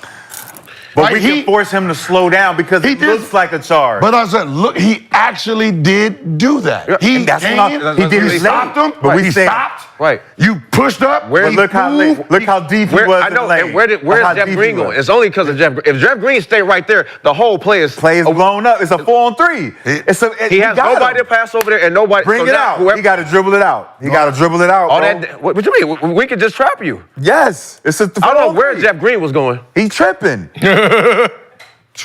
Well, Jeff playing the 5, he's running to the rim. I know. No, I know. But Jeff, you can see everybody behind you. So what are you doing? You're right, because he's coming back. He actually You see everything. You can These see. motherfuckers is in real time. But it's Reed Shepherd. No, I get that he's trapping, but still, he still got Reed stopped. is a rookie. He don't know it. You actually see it in the clip. He don't know what to do. Well, it is he's SGA. by himself. He's not guarding nobody. And he's like, he was cooked. what do I He do? was cooked all And then he ended up saving the play anyway. And if he's a little bit smarter, he could strip it or block it. The craftiness, though. The craftiness was. But at that point, look how deep you let him get into the lane. This man did a double step. This man did a double step. He could have been stopped at the free throw after he line. picked the ball up. Come on. I mean, you're talking about a player who's had 4 50-point games in his last 19 games, averaging 33, I just want guys to be a little bit more smarter, man. I understand it, with but defense, man. Somebody as crafty as SGA, how hard is it to be that smart on the floor? Smart, man. He's smart. You got to outsmart him. And I don't blame guys to go out there and outsmart guys, but it's like, shit, fuck. But that's why I said, Gil, when you in that rhythm like that, guys who, like the James Hardens, like, it's like, it's no defense that can stop you because you coming in, they could just put 30 on the board. Like, you already know. He's walking to the gym, easy 30. This is an easy 30. It's because the defense is not playing chess with him. It's no defense that can stop. Chess. Bro, it's no defense that can stop. When guys that could score went up against Detroit, they knew they wasn't just going up, matching up against Tayshaun and Rip. It was like, you got to go against the back 5 and the other 6 niggas on the floor that's coming off the bench. Like, it's a bunch of elements with good defensive teams. But for the most part, if a guy's not really up to guard you, they're not really getting up for it. Like, I got Gilbert coming in here. He's averaging 30. He's trying to score 50 tonight. Right. Either we gonna be on some like, yeah, it's whatever, or nah, I'm trying to shut this down tonight. Not on my. How many teams in the NBA actually play good defense? Like team defense? Yeah, team. There's not a lot. Not a lot. So, then you're depending on individual pride. And that is not pride and actually knowing how to play defense is two different things. Gil, 2005-06 season, you averaged 29 points a game. I believe adjusted for inflation in today's game, that would be in the 33, 34, 35 range. Easy work. But what was your approach to dropping that 30 piece? As a high-level scorer like SGA is, how did you approach that from a game-to-game situation? Depending on what type of player I'm guarding. If I'm guarding someone, let's say like a Steve Nash, right? I'm attacking him first. Right, I'm trying to score and try to get a foul on him, trying to get him discouraged, right, early. Because I know offensively and my defense, we're not gonna be able to stop the pick and roll and do all the plays he's doing. So I'm trying to, discourage him early. If there's somebody like a Shaq in the game, I'm attacking the whole time. Like I'm not gonna settle as much, right? I'm gonna try, because we didn't have plays that went down to the big man, so the big man is not gonna get fouls on him like that. Unless it's like him doing an offensive foul, we can't rely on that. So I gotta come in there and try to get my body on him and see if he's gonna, go for some of my bait moves. If I got a small guard, I'm gonna do more posting up and just catch, shoot right over the top. If I got a shooting guard or 3, right, it's the load up, take you off the dribble. If I got a slower guy who's a little bit smaller, I'm shooting. But there is games, right? I had 3 different styles versus the type of people that was gonna be playing me, right? Something how I'm playing against TJ Ford, that's not the same style against Andre Iguodala, right? Andre Iguodala, I'm not settling. Let me ask you this. What style bothers you the most? Huh? What style bothers you? What defensive style bothers you the most? And don't think team as far as, because I know your team, like our team concept against playing y'all offense is different than the individual. How do I stop Gilbert? What pissed you off? What individual? The small, stocky guard that picks me up full court. Marcus. Marcus May. Yeah, it was him, Telefair. Yeah, the reason them is because they want him to dribble. I want to dribble too, because I can just go right into it, but because they were that small, stocky, what's the name? When I try to bump, they can hold it. Yeah, they can slow you down. Right, they can hold it, and then usually when I'm running at you, the easiest move to do, the best move to gauge a defense is the in and out. Right, when I'm coming, I can in and out from this far just to see if the defense is gonna sway. So I can sit here and go, and then take off, go, and then come back, right? So that was usually, the strong one stopped me from doing that, right? The strong, and back then you had to get to your second spurt? Yeah. And you couldn't get to it because they bumped you on the first I couldn't get to, so usually I like to back up, right? So like, let's say I'm playing against you, right? I gotta gauge how strong you are. So you want to get closer to me. Disadvantage for me. Right. So I need space. So you can get through. So I can get through and the then strength. once you try to hit me, I can pull through it and keep going. That's your and one. Yeah. Your and one where you push through the first contact, and then that was always, Yeah, so if somebody who was really strong trying to guard me, I need 2 or 3 steps. So when I go, I can boom and then just keep going. And you can't stay attached to you in that offense because he was cutting off fucking high screens and coming off shit. So you can never play you like that. Yeah, so like the Derek Fishers, when they try to crowd, it's like that back dribble, and then now I gotta make up. I gotta make up for you being stronger than me. That's crazy. Like the perfect body to guard me was Jason Kidd. 6'4", taller, 6'4", stronger, quick, and fast. So I didn't have he neutralized me as a player. Like everything I was trying to do, like, back up, like he's on it, right? Try to get the pick and roll, he's fighting through it. Me trying to bully him. Tough. What were your numbers against him? Huh? What were your numbers against him? I can tell you this, if I had 30, it was a struggle 30. The struggle? I remember I had one good quarter, like, finally, damn! Shit, 4 for 5 of you, boy! You can't guard me! It was one of those moments. There was really never no, takeoff on somebody like him. So let's shift back to SGA. In the MVP hunt right now, looking to get his first MVP, will likely make first team All-NBA again. Has a major bag coming his way. He's eligible for a 4-year, $294 million. Before you finish that, is there a world where, because he's doing what he needs to do, right? He has to stand out with these 50s and 48s and all of that. With Joker averaging a triple-double. Is there any possibility that they can share this MVP? Unlikely, just with the square vote. I told y'all, you got to knock the champ out. You got to knock him out. 81. So you got to go for 82. Something crazy. Man, something crazy. Just something crazy from a guard. Something crazy. A few times, he's having a great year, but it's think about the James Harden MVP year. So, was it? We was in awe. We was in awe. We're trying to be in awe. Everyone's forcing it. But it's weird because even though as good as he is and as solid as we know he is as a hooper, he's solid as fuck. In this era, he's so solid to the point where he's like Kawhi. He's a bigger Kawhi. Like, you can get this shit done and no one can stop you from getting your spots, your points. You can shoot the three, you can get fouled, you can do everything. All you haven't done is win a championship. But it's not as spectacular as the James Harden shit, as the Steph Curry shit, the D-Rose shit, right? But even Dame time, when you talking about Dame time, when Dame was really clicking and ticking. The Russell Westbrook. Russ, you know what I'm saying? It's like. But that's my question for y'all on the couch. It is. 450 pieces in the last 19 games. The Thunder have an 11-game lead in the Western Conference. It's the who?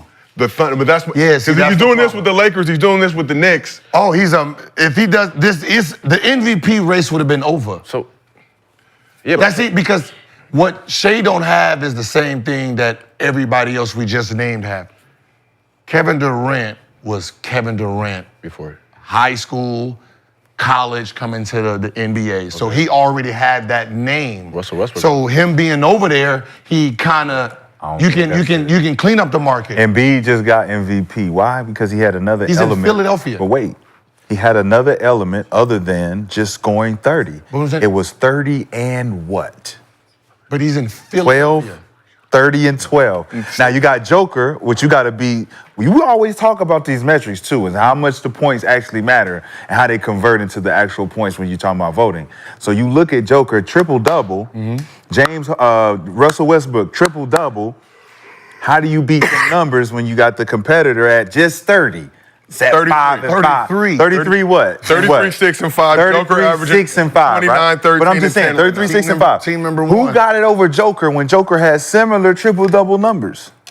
Embiid. But he had to have something else. He couldn't just be 32, 8, and 7 for Embiid and beat Joker out. It had to be, it's 32, 12. So do we need more 50 balls from SGA? No, you just need another element of the game that's dominant. I mean, you have to dominate. I mean, more 50 balls are. But it's definitely tough. Because we've seen 4 of them in the last 6 weeks. Criteria base, you're talking about Joker, rebounds, and assists. Bro, you can't just show up to the party with cornbread. But it's not cornbread. We just looking at it as cornbread because it's the name. Because of the other shit we got in here at the party. It's a feast in here. And you just showed up with some cornbread. If he was in New York and LA, trust me, the narrative would have been this would have been a blow away, not even close. So what's the difference between him doing triple-double? Huh? What's the difference between him and Russell Westbrook doing it? Thunder 50 and 11 right now. They both. But They both play for the Thunder, and his team is number one. So Westbrook got the triple-doubles first time in a long time, so that was a narrative. The other 3 times, they didn't even think about giving it to him. Is Denver a small market? Yeah. Denver? Yeah. Denver's a small market. Yeah. So are we going to say the same thing if Joker was in a big market? Hell yeah. What conversation would we be having? Shit. Probably call him the greatest of all time. The greatest of all time. So we can't say, we put OKC and what put was Giannis' him numbers somewhere when he else. won MVP? Let me pull it up for you, Mr. B. 29, 12, I guess. Got to have something else. But it's still, But how did it look? but even about the number, how did it look? How did it? See, that's a thing too. So I'm How it First or second MVP? the first one. We'll go the more impressive one. 29, 14, and 6. Come on, man. And what about Shooting That's 55% dominant. from the field. That's dominant. and what about the other one? So first one was 28, 13, and 6. That's dominant. So 28, But you don't 13, and think- you 6, don't then think- went up to 30, 14, you don't and think 6. carrying the youngest team in NBA Yeah. history to something that doesn't play a part? It plays a part in the team's success. Yes. But the team's Because you success just is said him. we're taking this young team. Rashad, 21 games left. The Thunder have 21 games left. It's a wrap. Like they're not going to get caught. But like you said, Think about it. That's never happened for how you're doing it. Yeah, but I mean, I'm doing it by scoring 30 every single night. You're doing it because Without your a team other is player. rolling. You and your team are rolling. Y'all clicking on all cylinders, and you're doing everything you need to do to get them there. This is the difference is the other guy that you were competing against for this award just so happened to have been doing this shit every fucking year. He's the Klitschko's. He's Drago. Bro, you got to be willing to die in this ring to take it from him. SGA not Rocky? I'm just not yet. All right. Not yet. He ain't there yet. when though? Because what's the name is the other dude that just died in the ring. Embiid is the dude that just died Apollo in the ring. Creed. Apollo Creed, and now he's Rocky. Like I got your back. I gotta come here and beat him. But right now, this year's not it. It just makes no So I sense. mean, next year it won't be there. Yeah, it will, because No. what's the odds of Joker doing a triple-double again? It don't matter. It's going to be somebody else. What if Giannis come back next year? 32, 14, and 9. That means that y'all are vouching for him to get it right now because it's the only time he's going to be able to get it. Who? SGA. Last year, too? We thought he was the Gil's arena MVP. That's what I'm saying. I didn't think so. 2 years in a row? I didn't think so. That's going to be it. 2 years in a row against who? The super heavyweight champion of it's a new world order out here with the Joker, man. For sure, but the team is young. The youngest team. Chat not playing. None of that matter us. We in the first class. Y'all got to sit in the back. Go make all that noise in the back. I didn't know they was the youngest team. Now that says a lot. The last be premium economy in the league? That says a lot, man. No, it's the whole jet. We're closing the curtain. They can't a lot, bro. They got to use the bathroom in the back of the noise back there, man. We the champ, man. Come on, man. And I know you guys don't factor in winning to who you put as MVP, but the Thunder, again, 50-11, 11-game lead in this Western Conference. Listen, at the end of the day, both sides got their arguments. So what is it going to take from SGA's side for you to say he's the clear-cut MVP? Because Joker's triple-double. Some more 50s. I'm going to tell you this right now. That motherfucker over down there in the Denver, there's going to be a game where it's a motherfuck you, this is my trophy. There's going to be that. There's going to be a 40, 20, and 15. Oh, so. Yeah, it's going to be 1,000%. So what we talking about? He said 40, 20, and 15. Think about him having 20, and 15. that available. Think about having that available and saying, you don't want me to be the MVP, and I can actually pop out one of them. That's the problem. 42, 20, and 20. There's going to be a 1,000%. 40, 20, and 20. Listen. He is just like SGA offensively. If he wants to score 50, who the fuck is stopping him? Who is equipped to stop him if he wanted to just score the whole time? There's nobody who can actually guard him if he wants to score the whole time. He purposely chooses to sit there and So we may find out this weekend, Nuggets and Thunder meet 2 straight games. So Sunday, Monday, March 9th, March 10th. Hey, listen. At OKC. So if Sunday game on ABC. Listen, they both going to be trying to prove a point. This might be one of the best goddamn matchups. This is going to be one of them Embiid versus Jokic. This is Canadian versus Canadian. What do you mean? Jamal Murray, SGA. Oh, that's lunch for me. No. That's lunch for me, brother. That's lunch, yeah. He done took that man's soul. Yeah. Y'all seen the Olympics? Brother, you had your time. Move around. You coming off the bench, huh? Listen, I like Murray. He got something to prove. Hey, listen, I like Jamal Murray, but he ain't ready for SGA. He got something to prove. Hey, he got something to prove. I didn't say he did. I just said he got something to prove. You was bubble good. Y'all know what y'all do when y'all fuck with me. Y'all know what I do. You was bubble good. I seen what you and Lil Spider when I was in high school. You and Spider was doing. You know what happened when you fuck with me? You turned me into Robin. So fuck with me, you turned me into Robin now. He was bubble good. I was just out for a couple weeks. He was Disney good. We asked the chat, informal poll with our chat, who is your NBA MVP? Over 6,000 votes. Damn. 77% say SGA. Yo, if Jokic win another if he wins another MVP, where does that rank him as a top 5? MVP? Yeah. Is he a top 5? Maybe 12. Maybe ranked. Not this again, Gil. Not this again. So where's SGA? They number 1 in the West? The number 1 in the West, 15-11. Who they play from the beginning of the year? Who they play right now? The 8. So if the playoffs started today, mine is playing. They would face the Kings right now. But that's obviously could go a lot of different ways. Who's the other clear cut 7 or 9 for? So Clippers and Kings are tied right now with 32 and 28. Clippers are in the 7th spot, Kings in the 8th spot, Timberwolves in the 9th spot. 21. Thunder, so it could be Thunder or T-Wolves. Clippers or T-Wolves. So right now it could be Mavs or Thunder, or excuse me, yeah. So right now Clippers, Kings, Timberwolves or Mavs. Clippers, Kings, or T-Wolves would be the dangerous. Yeah, exactly. Dangerous 3. Clippers, Kings, T-Wolves to play OKC in the first round. But like I said, this West from 6 to 10 right now. Obviously, with the Mavs, this recent development, if AD don't play, you can drop them out. So you're looking at Clippers, Kings, Timberwolves. But what you're saying, and if he gets another MVP, as far as a big, he's still out of the top 5 because his resume is just not big enough yet. He's only 30. He's only 30 years old, so he still has so much time to keep adding up. But the MVPs and all that, like Right, so he'll have 4 MVPs, right? If he got got 4 it this year. MVPs. Yeah. So then from there, it's like you'll only be. I mean, you're talking about you will only have 7 All-Stars, 6 All-NBAs.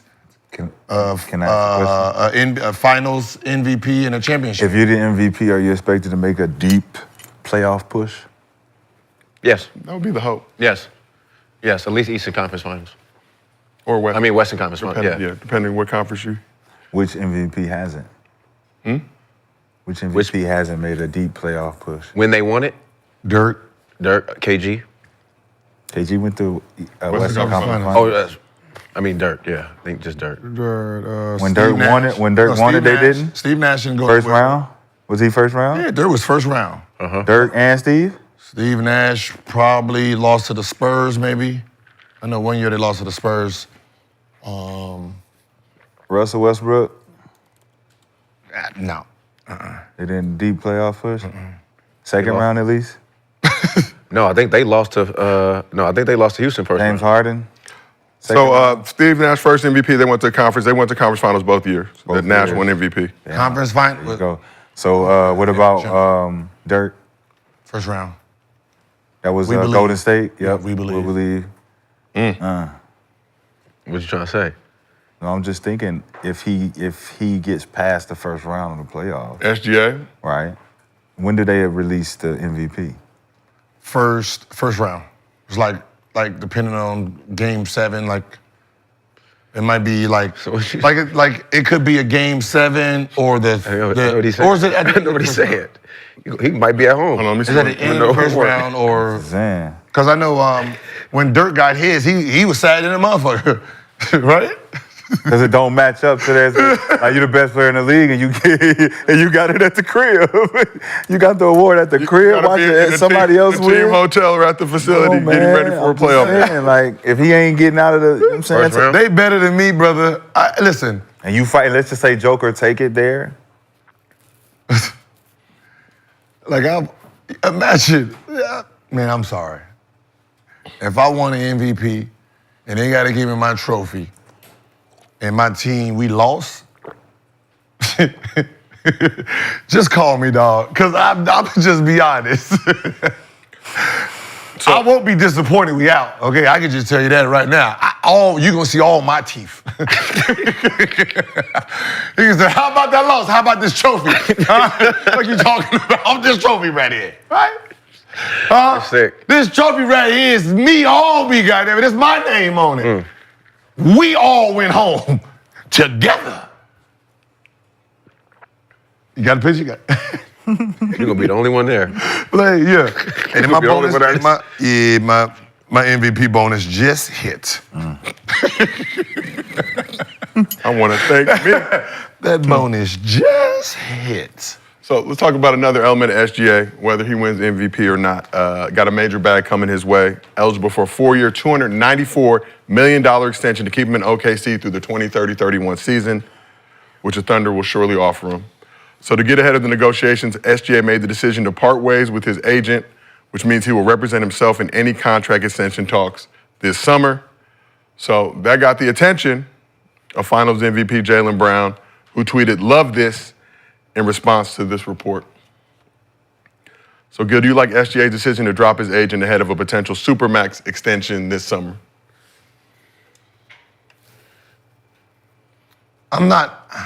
It's different than when I played, right?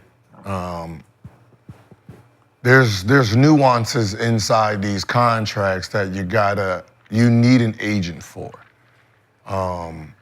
Because there's like, if you took every maxed player deal and then you put it on the forefront, they're not all the same. They're not, even though it says the same, you got some incentives that's in there that, so, he has to really be careful. He has to really look at the fine details in his contract. I can give him a little advice. Whatever your deal is, take your money up front so you can invest it, right? Like if you're gonna get $20 million, you're ready to get $20 million October 1st, right? That's the most powerful move financially because you can invest and get interest on your money. 6 months, that second.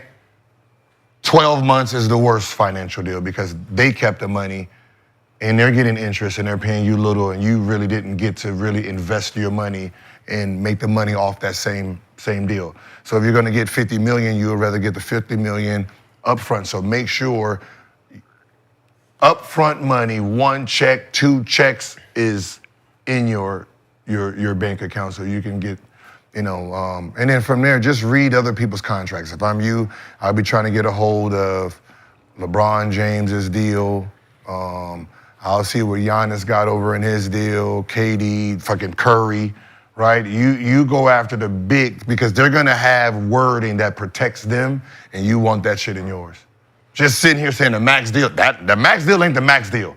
Because I can tell you there's some people who got the max, and brother, you was better off, you got 350, but you was better off signing 295. There's only one deal everybody should be trying to get. That Bradley Beal deal. Right. Mm-hmm. No trade clause. Get that Bradley Beal. Hey, I want that Bradley Beal. I need that bill in there. To be honest, Let me get that Bradley Beal. to be honest, I'm pretty sure he's gonna try to put it in there. No, I need my Bradley Beal. My wife gonna dictate where I like go. it. I mean, I like the fact that you don't. My wife gonna say where we gonna go. Shit. I mean, with his numbers, what do you need an agent for? Look at the numbers. Look at the production. I mean, as far as the details and stuff, I get that. The detail. I'm sure he's gonna have somebody. I'm sure. I mean, you he's get thought lawyers, this you have through, people though. that can go But a lawyer don't. But that's what I'm saying. I just told you something that's different because when I seen it, I asked like the financial, wealth people. Like it's still $50 million, but think about it: $50 million up front, what you can do with it versus half of it throughout the season. Like that's not the same $50 million. It's like people who win the lottery. You want the lump sum up front, or do you want to spread But it that's out what I'm over saying. 26 years? We all getting $50 million, but it's not the same $50 million. If I signed 50 and got mine one lump sum, you did 6 months, you did 12 months, your 50 is the worst. Right? So it's, it's not. So you really have your, No, you really gotta know what you're doing. You But gotta know I still like the If fact I'm that him- I still like the fact I could walk in and be like, yo, you know what? If I'm him, I'm gonna send that shit to an agent any motherfucking way. I'm sending it to an agent anyway. I'll give you a percentage, just 1%. You ain't my agent, right? I give you 1%. You look that shit over, and make sure it's right. No, for sure. I don't give a fuck.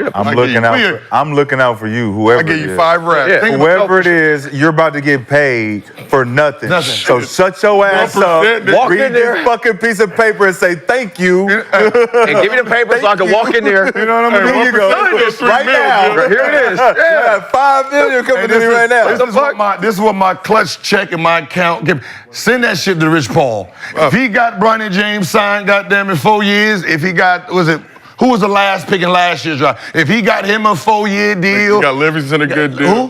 Who? Was it with the Bucks? if I'm Yes. not mistaken? Yeah, he got him. Hey, send it over to SA. Look, I'll give you 1%. You look through this shit and tell me. It's free money. So It's free money, right? You gonna do it. That's how grimy, that's how business savvy you gotta be. Fire this one with the 4%, send it to another motherfucker with 1%. So 1% is still $3 Get that million. no trade clause, youngin. you don't want this money? I'll give you $5,000. I'll go hire a lawyer. Yeah, signature custom. I go hire the I nigga. go hire you. When one of you agents don't want to sign this, you don't want to do this for me? Cause you For mad. 1%? But take bids. What's some? They go. They gonna do it for sure. It ain't even 1%. I'm giving you whatever the 1% is. I'm giving you that up. Yeah, up front. Just look through it. That's it. I'm not on your I'm book. doing a homie favor. The wire is gonna get there by Bro, the time you go take the agent. By the time you finish looking. Listen, go take the agent test and then come back, you the new agent. I'm about to give you this bread, bro. You want a real job? I got you. you want to start- Go become an agent. You're going to be my agent. You're going to have to think of want that business you want to start? Rich Paul. Okay, take the blueprint. Just go take the calls for him. It's about. You go from doing the luggage, you do from driving the cars, to answering the calls, to next thing you know, you the guy. So, Gil, you touched on it a little bit, but want to just go in depth because I love when you kick game. Like, who has the worst contracts out here?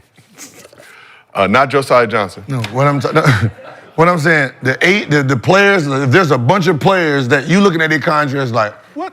Go to that agent. Why would you go to that end? if he can get a whole bunch of people paid that didn't deserve money, who got that's who I'm going to. The best finessers. I want the best finessers, the one who got over. I thought you meant like the you worst contract. overpaid like a motherfucker. Give me that shit. That motherfucker know how to talk.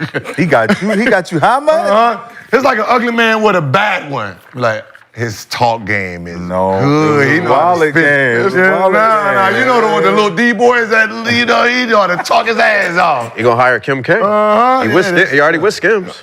Okay, you touched on a little bit, Okay, go get it but done. what's the most important things you learned being your own agent, and how long did it take you to learn those things? Like you talked about reading contracts, understanding fine print, understanding particular wording, and things like that, because I see you negotiate deals even now, and I benefit from some of those deals as well, and I'm always in awe and impressed at your ability. Don't be intrigued by the number. I think sometimes we get caught up in the number itself, like how much I get up front, what's my base for 350?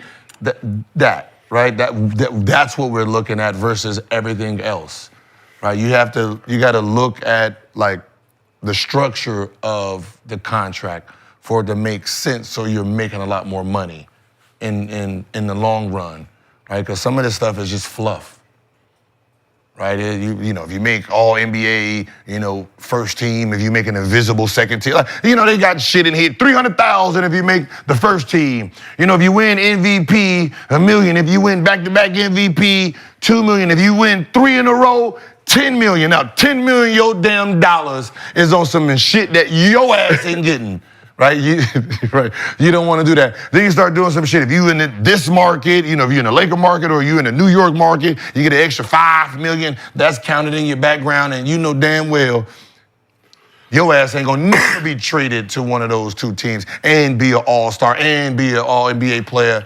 So you'll be just losing money. So really it says 350, but your real hard number if you don't hit nothing, if you don't play. Yeah. Like, you have to look at the bottom line. Let's just say I get hurt and I don't play no more. What does that number look like? That's the number you want to negotiate. If I don't play a game, how much of this is actually in my pocket? It says 350. If I'm sitting here getting 150, that's not a max player. I want as much money not playing. And we talk about this in other sports with performance-based bonuses. If the team controls those performance-based bonuses, what do you know? Are you not? It was like, remember we're gonna low manage you. What was that deal? Who signed a 5-year, 90 Miami Duncan Robinson? Like, if you look at the nuances in there, you got to play a certain amount of minutes and all that, and you think they playing you those minutes to get this extra $10 million? Like, no. Like, why would I want to pay you an extra 10 minutes? I mean, an extra $10 million. We're not winning this goddamn championship. The worst thing I want to do is lose a championship, then got to write you a check. Right? So if you playing 20 minutes and this game, motherfucker, 7, get in there. Get out of there. Just the fucking 18 minutes. Game set. Get in there and get out of there. For a chance to win? 18 minutes. Yes. Don't I lose? Damn. Paying you upfront money? The team? Yeah. All right, what determines the value of that upfront money? Leverage. What part? Could you look at AD when he signed that extension? We were talking about how it was based on prior production that leads up until that signing, right? Mm-hmm. You get paid based on what you've done to this point. And I said, well, what's stopping him from not really showing up and producing from this point forward to the par of what he just got paid? So if you're getting paid up front, what's stopping you from coming in and not playing up into that? Like, there's no metric for that. There's no safety for that. There's no insurance for that. But it's still the guaranteed contract. As soon as I sign, if I don't play, you still owe me the money, so it works. Like you said, when you walk into that arena, how do I determine how much that number is? How much guaranteed money I give you? If it's a big contract, how much of that is $80 million guaranteed? You walk away, like you said, you walk away knowing I ain't got to play a game. This is how much money I got before I even touch the floor. I know it. How we determine that value?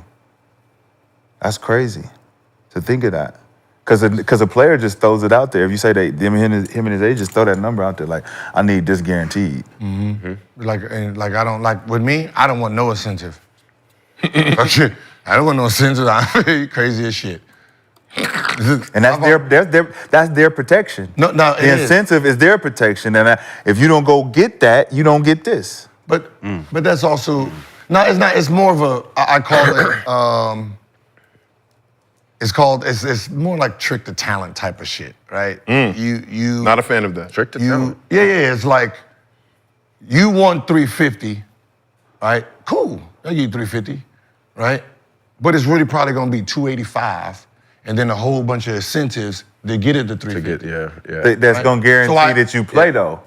These incentives are not just guaranteeing that you playing because they're performance-based incentives. Performance-based. So you have to now hit a mark, hit a milestone, accomplish a feat to get the full contract. Yes. So that's what I'm saying. So the guaranteed part of that Duncan Robinson, 990 for 5. Is he getting guaranteed? Hell no. Not getting no guarantee, right? So what would be his, like, if you going into that negotiation, does he think about trying to ask for guaranteed bread? No, sometimes it's just like anything. People are just so happy to see the total number. Right. Yeah. Right. And they're like, they never thought it would be that big. Yeah, like, if it's only 30, but you want to report it's 90, go and report that motherfucker 90. Shit, I don't. Right. Okay. Yeah. So just like Zion Williams.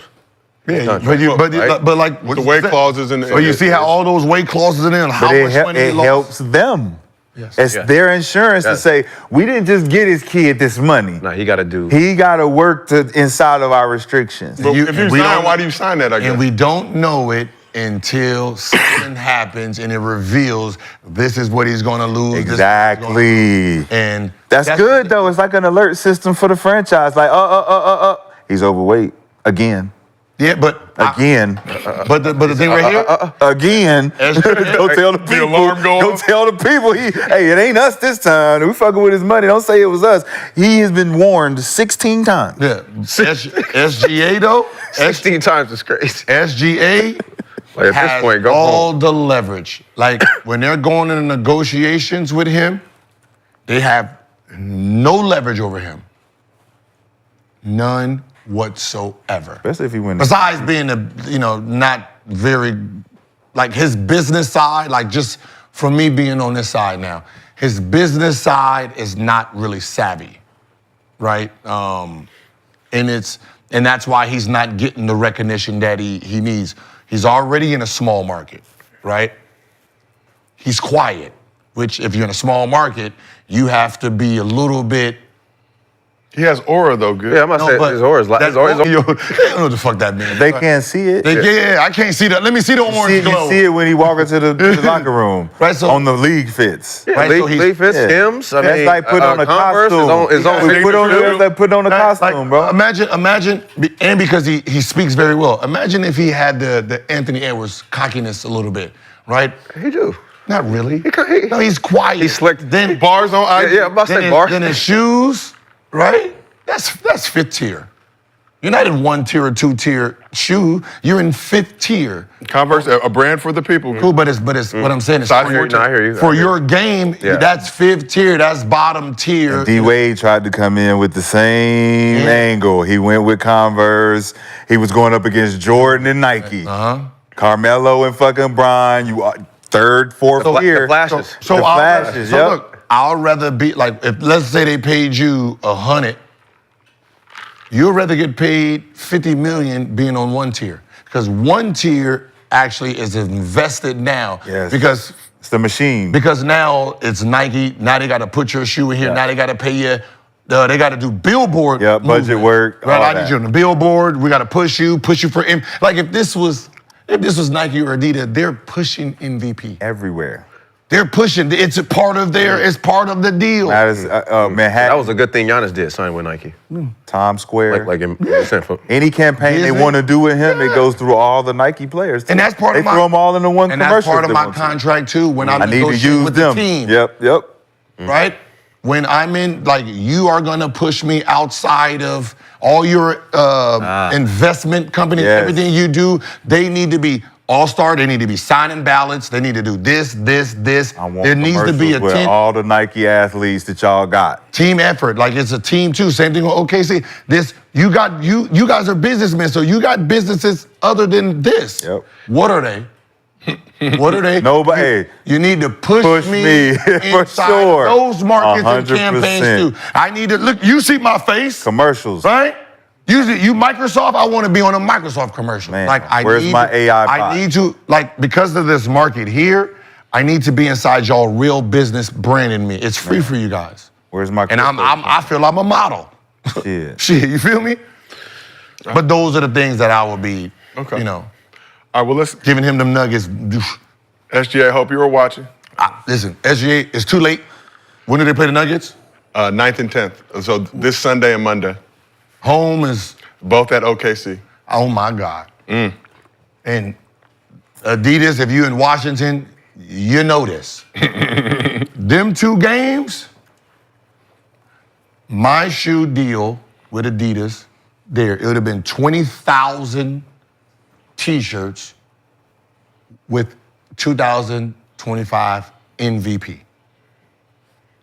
So when they walked in the building, all the seats, that means all of America is watching unified MVP, which makes the crowd chant MVP, which make it an MVP building. So that Sunday Night game. 2, it'll be just a different motherfucking color. Hey, but guess That what? Sunday game on ABC. Guess what? Everybody got on an Adidas shirt and his product placement.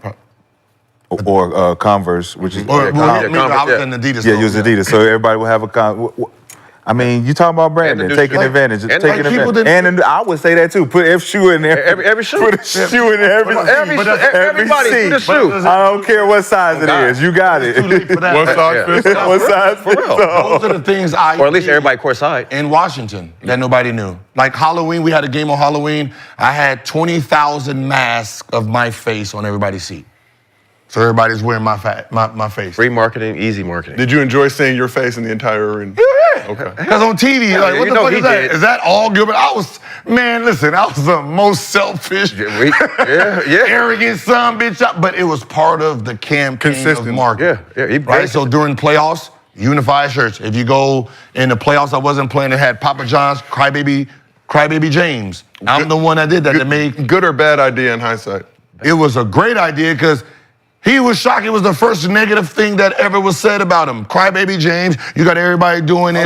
So Gil, you're responsible. Gil, you are responsible for the negativity in our beautiful game. No, he didn't. Rashad, no, he didn't. Wait. No, he didn't, Rashad. Somebody, can you Google, Rashad, no, he didn't. Google and put it up there so people see it go, Papa So John. you are responsible for the negativity in our beautiful game. Start something and You was the first hater? Yeah. So you No, You was the start first something and you LeBron mad? hater? So you start something, you mad 'cause Gilbert. everybody else saying I something? was I've been losing sleep this whole time. Go. And you were actually Can y'all you were find the it? guy So in y'all can see it. Scooby-Doo with the, look, it was Gilbert the whole It time. always be the one. Hey, they say it always be the It one. was Gilbert the whole time. You started this. What started what? The LeBron hate, and now you mad everybody hating on LeBron. LeBron, crybaby James, Gil, LeBron The first time negativity. LeBron It ever was saw something Gilbert negative. the whole time. Did y'all find it? Gil all along. Did they find it on the internet? I knew it. We are hunting it I down, knew it. Gil. They As said, you know. hey, they be the ones closest to you. I was the first. They be the ones This closest. is This is right here. No, this is battle. This is competition. Nah, that's great. Nah. This is, I had Soldier Boy come to the game. Oh, wow. That series. Even I know more you hate. did a That lot. was the most famous Woo. series. No, you did a lot. Oh, that was a lot of hating That's on your part. so that's when Jay-Z did the diss track, Blow the Whistle remix. I had Soldier Boy come. Like, it's on. This is war. Gil, so 2 things. You incriminated yourself. That's number 1. Number 2, your shoe is somehow untied You again. completely The ghost of the incriminated arena. yourself. I don't want to hear nothing about nobody hating. Live on TV. I was the first person negativity in our beautiful game. Yeah, There was no hate. We wasn't saying you. You just said you was the first LeBron hater. No. What? yeah. No, I said I wrote the what's the name? Crybaby James. Crybaby Gil. James, and that was the first time he saw hate. That was the about first time himself. he saw hate negative things about him. him. Yeah, he was came from shook you. up, motherfucker. It came from you. From you. Say I'm it not letting again. him take my motherfucking arena over. Oh. Coming here, the chosen one. Not today. Not today. So you're the reason why. Not today. That's exactly what I just said yesterday. Not today. I just said everything you just said. No, but that's not today. But that's the playoff. That's the playoff That's series. crazy. 9 toes down. 2025. 9 toes down. That's the play. This is the playoff series. This is podcast. Playoff series. That's Gilbert, I'm fighting for my life out here. You see what I'm saying? It's the playoff. There's none of that. Nah, man, y'all should still have beef. It's the gym. Hey, yo, they should still have beef. We was Your LeBron should still have beef. Though. Listen, we at each other crib-wise going on. Yo, I also None of noticed- that, like, this is, we trying to win games. Yo, I also noticed that you removed LeBron's chocolate chip cookies from the arena. No, I ate Somebody them. ate those. You ate them? Yeah, he ate them. What are you talking about? He said he found Oh, some. they were delicious chocolate He chip said he cookies. found some. Finish. I thought we was, I thought we was quicker than that to see the thing on the internet. They really couldn't find that? Or they didn't think I was serious? No, I think that the crew has revolted against you for your first take appearance. Okay, all right. They're currently in limbo Well, I guess right move now. on then. Hollywood, we'll get that by the end of the show. But we asked the chat, SGA becoming his own agent to fans. Jason Tatum celebrated his 27th birthday Monday and is now just one of 3 players in NBA history to amass 13,000 points and 4,000 rebounds before turning 27, joining Wilt and LeBron James. 13,000 points, 4,000 rebounds before turning 27. So it's Jason Tatum, Wilt Chamberlain, LeBron James, 3 players to accomplish that feat. In his recent interview with the Washington Post, Tatum made it clear he wants his name to be mentioned with the greats. When it's all said and done, he said, quote, "You still see LeBron playing at a high level, KD, Steph. I grew up watching those guys playing. I want the next generation to see me as one of those guys. So as much as I have accomplished already at 26, that was never just a goal. It was to be an all-time great." So we listed his accolades last week.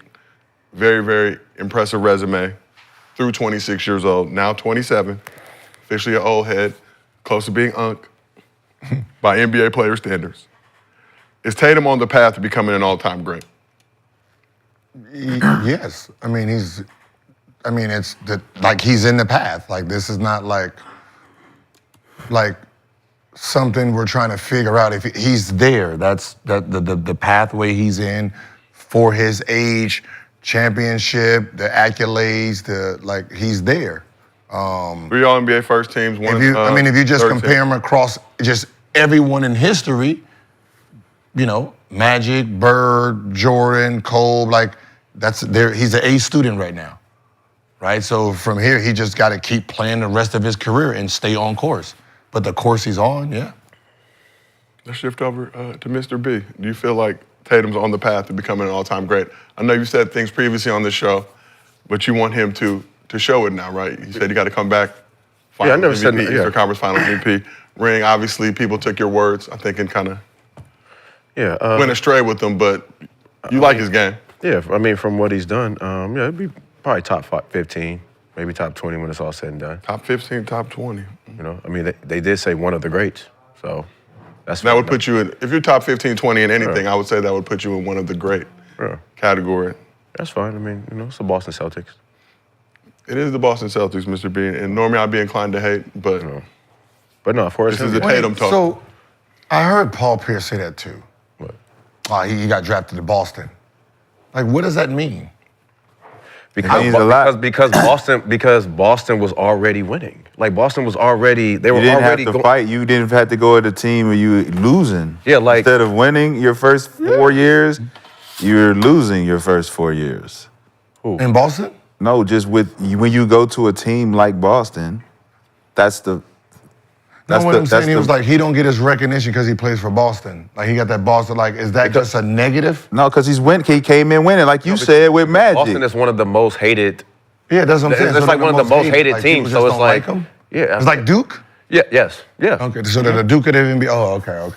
It's stuff like, but it's just stuff like. I would have thought this whole time that Boston and the Lakers was just the teams, that's what made this NBA. Well, yeah, that's why they're the most hated teams. But the Lakers is not the most hated. They're the most loved. No, Lakers get a lot of hate outside of Laker fans. Yeah, They have bro. an extremely strong fan base swear to that God. neutralizes all the hate. No, seriously. Straight up. The only reason why the you Lakers don't know on that the East because you Coast. live in LA. You talking about, look, Gil, you talking about Chicago And then you're talking about Boston, the A lot of hate Yankees, from you the got rest the of the Red world. Sox, then you got just the Dodgers. You got and then you got the Dallas Cowboys. Like, Man, you ain't thinking about You no go more. in my office, there's a bunch of white pieces of paper.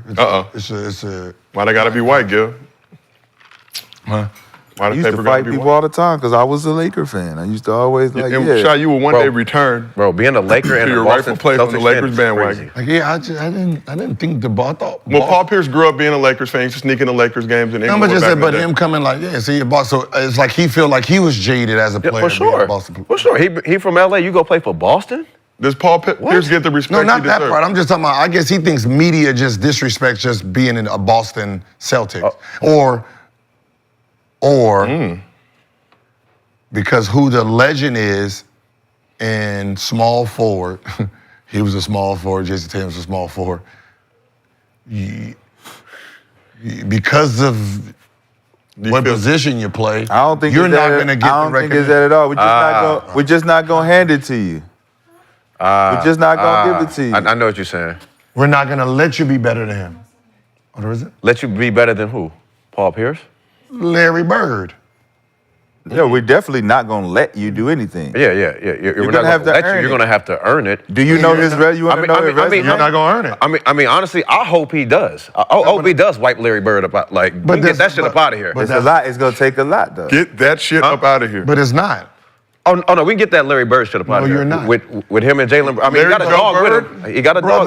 Brother, they not letting the league as a whole get it up. Giannis, the reason Giannis didn't get his third MVP. No, I'm not talking about is to MVPs. I'm protect talking about. what I'm saying. talking about It was- the Celtics history. Yes, I'm talking about championship. Jalen Brown and Jason Tatum. that. They have a. Brother, that shit don't mean nothing. No, listen. No, They do. Nobody has done it. Nobody They're has in a came position. close. They're in a position to be able to wipe all that shit out. Since Larry Bird and KG and all and Paul, them shit's gonna look like them niggas. Brother, They was alright. Listen, they're ruining history because of Larry Bird. Michael Jordan get his 3 MVPs because of Larry.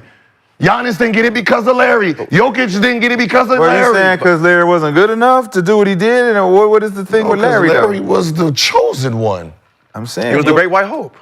No. They protecting it just there like- was no hope. But there. nobody's It was, saying Larry he was the Larry legend. Nobody's saying Larry's top 5, top 10. We're not protecting Larry on that front. They only protecting Larry for the MVP front. For the 3 straight. Right. So they got to protect Larry in some because we protect Mike. Why can't we protect Larry? They do. Right. So now we're saying with Jason Tatum, we're not gonna give you Larry's spot, bro. Right. You have to take it. And all this crying and looking for validation. When you go do shit that Larry did, it's gonna automatically speak for the representation of the Boston Celtics. When you represent us, it's no longer us looking back and saying, "Where's Larry at?" You ain't. So Larry right here. Look, Larry right here. That is Larry. That is Larry. But this ain't the Larry y'all need. Okay. Okay, y'all need Larry Bird. Y'all need Larry Bird. Tatum can wipe them out. Jalen Brown wipe them out. But they gotta win. They gotta win. If I'm the judge, I mean, well, I'm the judge. you don't think they're gonna win? I'm the judge. All right. So you don't think they're gonna win at least 2 more rings? Jason Tatum and Jalen Brown together? I mean, That's in 3. tournaments or what? So Larry got 3? That's 3. How many MVPs you got? I mean, I don't know. I don't know. How many I MVPs how you close got? have I came How to many getting MVP? I'm the voter. How many MVPs you got? Nah. How many Finals MVPs you got? Well, I'm the voter. None right now. Yeah, none. And that's why I said the game is rigged. You can't say that because when your guys get it, it's not rigged when your guys get it. It gotta be rigged when everybody got it. Not when certain guys get it. Everybody who got it, it was rigged for them. If Michael Jordan, when he was trying to get 3 in a row, they didn't give it to him both times. It's already it's in. So Larry Bird is the only player ever in history that's always got only going 3? to have 3. LeBron got his taken by. I remember that. Was it Rose got it? But was it Harden who got it? Who got it? Who broke it the second go around? Then it was Giannis should have won 3 in a row. Jokic should have run 3 in a row. Yes. So that's one record you can't break. You don't It think looks like it's looked like they sitting here. Yeah, like, D Rose got it in 2011 after LeBron got it 9-10. Who was that second one? KD. So what else is rigged to you? The MVP. You think guys will be able to get over 6 rings? Like, do you think a player ever will be able to win 6 anymore? So that's okay. That's gonna be hard. That's gonna be hard because then it was more controllable because it was team controlled. Now, if a player decides to just get up and leave and go to a powerhouse, there's nothing you can do about that. Yeah, I know. So they're gonna have to try to handicap it by money, and just hopefully this kid don't care about the value of money, and then he just but then that becomes there's no player out there. Let's just say. Well, if that's the case, then why are we? Let's just say Wemby as a free agent, he becomes a free agent, and he says, "All right, I want to go to the Lakers, and I'm going to sign $1 million a year." Mm-hmm. Sound business decision. There would be an uproar. There would be a full-blown lockout. They're not going to let something like that happen. It would be an investigation. It would be disastrous. You have to get your value. They're going to say, no, he has to sign for $300. He can't sign for $5 and come over here, or $1 million and come over here. Why? To win a ring? No. Why? No, you're messing up the value of the league. This is cheating. There's something going on. What you mean? It ain't cheating. I'm just trying to make sure I get my 6 rings and I win. Okay, then sign for 30. You can't do it. Why I can't? Why you think it's never been done? Because nobody tried to do it. You just said. There was an article where if LeBron would have went to New York, signed $1 million in New York to make everybody come, he would have made $1 billion off the first championship. So why wouldn't Wemby do that? Because you can't. You got to get your value, brother. You can't manipulate the game like that. It's. But they're manipulating us, saying that we can't get over 6 rings and we can't ever be a 3-time MVP. That's basically. No, it's just the criteria. It ain't that. It's just the criteria change, right? You got triple doubles. Yeah, this year you're in the third one. You averaging 33, 6, and 6. Yeah, that's the new standard. And you're gonna be sitting on this. Motherfucker, I done did that for 3 years straight, being number 1, and now I'm number 3, averaging 33, 6, and 6, and now I'm an MVP. Because there's no structure to it, it moves like the wind. And that's why players are so frustrated with that one award, because the criteria is not set in stone, right? It's not like the criteria should be if you win it, you don't go on to win a championship, you give it to the guy who did. The guy who did? You were undeserving of it. You hand that bitch over at the end of the fucking championship. You say, here you go, man. They gave it to the wrong person. You said they should wait to the end, whoever the Karate Kid stuff. All right, now, but what if it's somebody who just ain't good? No, I'm saying the guy who was actually competing for the MVP race. If he makes it to the championship game and wins the championship. Oh, if he comes in second and he wins the chip, you should have to relinquish your MVP. Give him the chip. It just has to be. You should give him the chip. I mean, if it was consistent across the board, then, your team is number 1. You got to tell us something. Right? It's just finish. I think you gotta finish. It's an invisible one. You gotta finish, man. I think you should always wait to the end and see who finishes. Well, then it's not the MVP a regular season award. That's you know what I'm saying. But, but then we do total points, right? No, they don't do total points. I'm not just saying, but that is a 50,000 points. Total points. Yeah, that's a total points. That's regular season and playoffs. Yeah, what is that? That's total points. That's just another category. It's another category. It's not used, but it's not used in the any real metric. It's not used in real metric. In the legacy debate. I mean, for LeBron fans, it is. They gonna use that. They gonna use that forever. Yeah, but we're already planning a parade. We have some things in the works. You say total points, right? You say, okay, the whole season, we're just gonna get this regular season award, which is half of a fucking season. The real season starts in the postseason. I always say that. There's people on this couch that have told me. Postseason. There's people on this couch that have told me they would rather have a regular season MVP than a finals. No, I'm saying it should be a collective. It should be a collective award through all 3 seasons, because you got the preseason, regular season, postseason. You're only giving the main award through the middle guy when there's a whole nother leg of a season to go. Yeah. So you're like Jimmy Butler say, I only play 75% because really what counts is the 25% that's left on the leg. We did the 75. We cool. We know what that feel like. The other 25 is where it counts. So why is that Finals MVP don't count as much as the regular season when this is the most important part of the season? Because the Finals MVP is getting off of one game. I get that. Versus 82. But this is what I'm saying. That regular season MVP is not even in this conversation because he didn't even make it this far. So then it's like, damn, where's the MVP? We in the tail end of the season. So basically, you give the MVP to someone who was just good for 4 games? No, I'm just saying the guys that are good past that 75% No, threshold. the teams that are good. I'm saying the guys that are leading the teams. Let's say SGA makes it to the playoffs second round. He's in that threshold. He's in that second tier 25% of guys is like, hey, look, if he takes him there, he should be the MVP. He's taking his team there. Here's him. Joker, he makes it to the third leg. Man, it's undeniable. Joker's there. Okay, now say let somebody who's not even in the category of MVP and they take their team to the championship and win it. That's just that's an anomaly that just happened, a glitch in the matrix. It's just like a bad Cinderella. It's like Cinderella. It's like the Baltimore Ravens making it to the championship and winning it on defense. One of those years where it just happened like that. It was a nasty game where nobody really scored. Somebody came in, they won it. So let's take last year. Jaylen Brown would have took home MVP and Finals MVP, but he wasn't top 15 in the NBA.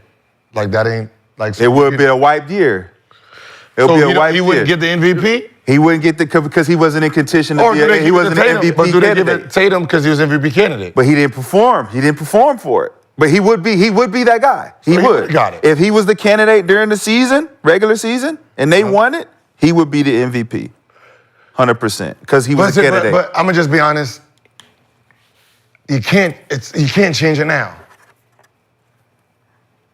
Right? You know what I mean? There's and that's the one thing I don't like about these new things that's now is because you have awards that are the standard, right? These accolades is standard, like 6 rings, 6 finals MVP, 10 scoring, defensive player of the year, all-star MVP, steals champ. Those are when we're little kids, we're sitting here like,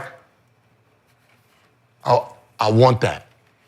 You start mixing, you start changing shit up where now that becomes impossible to touch. Like these Eastern Conference Finals, right? Western Conference Finals, however they vote, that shouldn't be part of the metrics. It shouldn't have a high value on it. No, Gil, because if you're going to change the game, we're going to change the rules.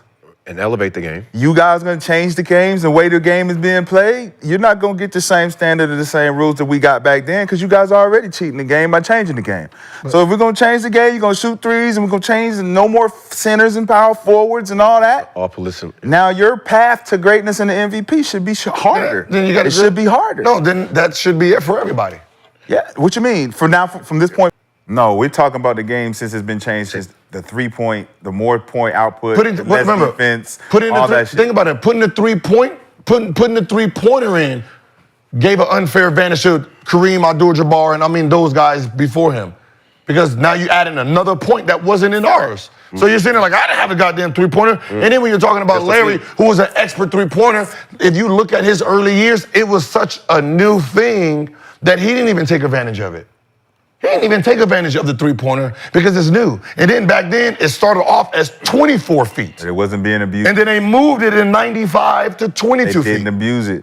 It wasn't abused where we had to even question changing the rules for it or the criteria what the MVP is based on. But the game just got better. And then how many points you score. And then hand checking. Then hand checking. Like everybody thinks the hand check is gone. That hand check is gone. When his daddy played, this was the hand check. 2 hands? This was the handshake where they get to sit there and stop you with both hands. That was the handshake that these motherfuckers left. Bring back the handshake. No, what y'all are yelling, the one-hand handshake that the 80s and 90s had, that's never went anywhere. This was the handshake that they're saying bring back. But regardless, you got to bring something back. If you can manipulate the game to the point that you can foul bait, and we got to say that that's smart instead of saying it's soft. Wait, foul baiting has gone on for years. Listen to what I'm saying. If we're going to change the game and change the rules and criteria for certain things, you got to look at how the game has changed, been manipulated, foul baiting. If I'm going to play good, hard, strong defense where I don't have to use two hands, ain't no way you can just do this and flail and get a fucking flop. As a defender, I'm like, come on, man. Come on, man. I can't even touch you, bro. You trying to get me out. You trying to get me in foul trouble. You're not trying to play ball where I can actually guard you. Let me play defense so you don't foul and flake. But then this guy is averaging 10 free throws a game. It puts him in all NBA. Now he has awards and things dictated based on how we're playing defense on him, how he's manipulated the game. And y'all don't want the criteria to be harder for these guys? No. That's crazy. Now, the reason I say this is crazy. that I'm rolling with you. That's crazy because you can flail and flop your way to an all-star. I mean, the game has changed. I'm sorry. As an offensive player, think about it. I'm manipulating it. What does that mean? That means you're shortcutting. What is that? Shortcutting. No, that's a lie. It is. You that shortcutting. means I am watching so much film. Oh, bro. Right? That means I'm studying so much to understand how you play the game, that you like to do this first or you like to hold it like this. I'm watching so much film on you that I can bait you. But if you miss it, miss it. No, what I'm saying is I can bait I hear what you're saying. So But listen to what I'm saying. What James Harden was doing? doing? Miss it. When you miss the bait, that is forced. You're flopping, and that should be a penalty because you didn't get it. It's not. That's what I'm talking about. I'm talking about the guys who go out there and they're not as smart as you to actually execute the fucking foul bait. If it's an actual skill, like you saying, you got to execute that. Because if you miss it, it's a turnover, offensive foul. It should be against you. But that's what it's not. No, it isn't. No, it does not. They are not. You know what I'm talking about when I'm talking about foul bait. I know you're talking about. When you flopping and you get that call every time. James Harden gets that call, and you see it now. Austin Reeves is the best, and you know it because foul baiter number one. He's good at it. He's good at it. Listen. So you don't like what James was doing? I'm just saying if he misses it. But that used to be a shooting foul, not a shooting foul. If he misses the bait. If he doesn't get that bait and they don't call that, they don't call nothing. It should be something on him because the only thing now is for them to call it because it was never nothing to begin with. Okay. He's forcing that the whole time. Okay. So it's up to them to call it. I'm sitting there like, I know he's doing it again. Here he go. He's trying to see if I'm going to get it. Here he come again. So if I don't go for it, he should be called for something. Yeah.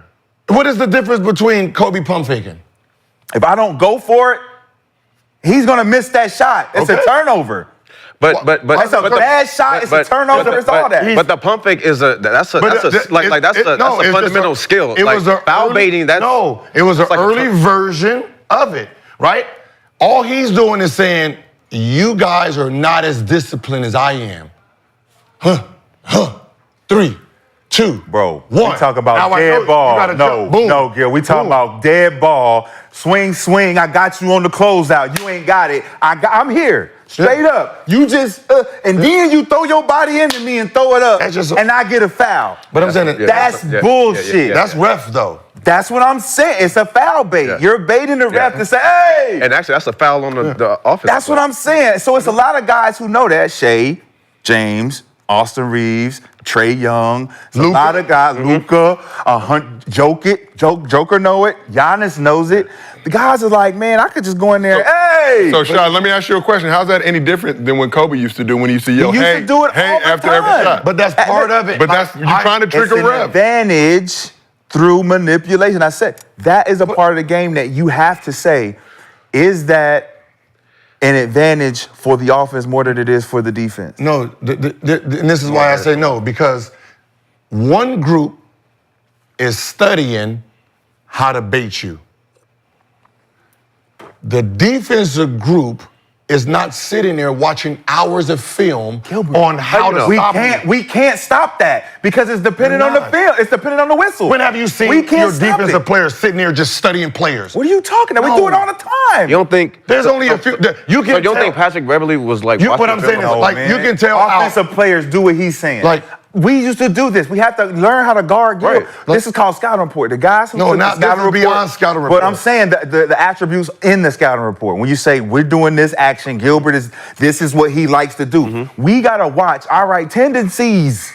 We watching his tendencies. no. Gil loves to go right, and he is going to bait for foul. If you are not inside or outside the charge line, he's going to dive into you. First and foremost, if you're not there to take the charge, he's going to get it. Gilbert is known for doing. We had the whole thing blocked out for him, but he still manipulated it. No, because our point guard was not disciplined like he knows. But that's baby level. That's baby, I know that. Team, I'm talking about individually. When you go into the summer, when I go into the summer, I look at everybody who played great defense on me. And then I watch their movements, their natural habits. Like somebody like, let's say Andre Iguodala, right? Because he was long, if you actually got by him, his first motion was to try to swipe behind. That was the first thing he did. So I knew that. So when I'm playing by him, if I throw the ball in front of you as a human being, you look at the ball, right? You look and reach. That's where throw the ball, you're gonna go, and I pull it up. I learned that from Deadlift Shrimp. All out there, he said your natural behavior will reach. As soon as they reach, pull it up. So I use it on the fast break, throw it out there, and then pull up. You know, right? Back in the East, they used to cuff it, right? The Stephon Marbury. Nah, that's Ray for Austin. That became, that became a horrible move with strong motherfuckers. Because if I'm coming in and I cuff it and he cuff with me, they can't tell if he has my arm or not. Now think about ref. He was doing it wrong. He was doing the move wrong. But think about ref placement. Now think about ref placement. One back here, one back here, and one on right there. Yeah, one up there. Right, so the one that's on the baseline side, I seen Luka do it. Right, Luka came, the dude reached, he did this to try to get the foul. He didn't get it. Ref can't see it. Your back's behind you. That guy's too far. So if I'm coming this way, and those are my placements, I need them to see the foul, so I'm going to drop low. When they drop low, once he gets it, pull high. That means boom, boom, and boom gets to see that foul. If I keep it low, nobody sees the foul because no ref is looking down. They're going to always look up. So think about. So they're just little things as a player. That's what I'm learning in the summer on my moves. There's no defender sitting there trying to really dictate. Only the elite of the elite. Only the elite of the elite is looking at offensive players. And so for the most part, 95% of defenders are just still basic level. BJ. So now it becomes discipline or not discipline. BJ, this is what I'm trying to tell him. I'm trying to tell him this. If I know you are a foul baiter, you don't give a fuck about the team. I know you're trying to always bait and try to get to the line or try to do something for yourself. So as a foul baiter, what I'm saying as a defender, if you're not foul baiting, it's difficult for you to get your shit off because you're looking and forcing contact. Yeah, you need that contact. You need that contact for anything that you're doing to look good. So if we play straight up hoop, where if we're roll the ball out one-on-one, and we're calling our own fouls, you're gonna call foul every time.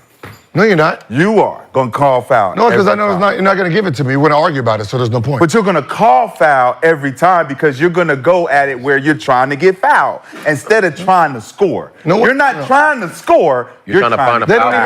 You're trying to get foul. You're not trying to score. Because then if you're trying to score, we're hooping. No one does it at UCLA. No one does it because you know you're not going to get that call. This is the NBA in the arena call. No one does it in practice. Like, you're not giving me that call in practice, so I don't even play that way. So why do you know you're going to get that call in the game? Because it's part of the rules. You know because you're foul baiting. You know you could get away with it. You would never do it in pickup because we would look at you like, man, get this soft-ass shit out of here. He calling foul every time. What are you doing?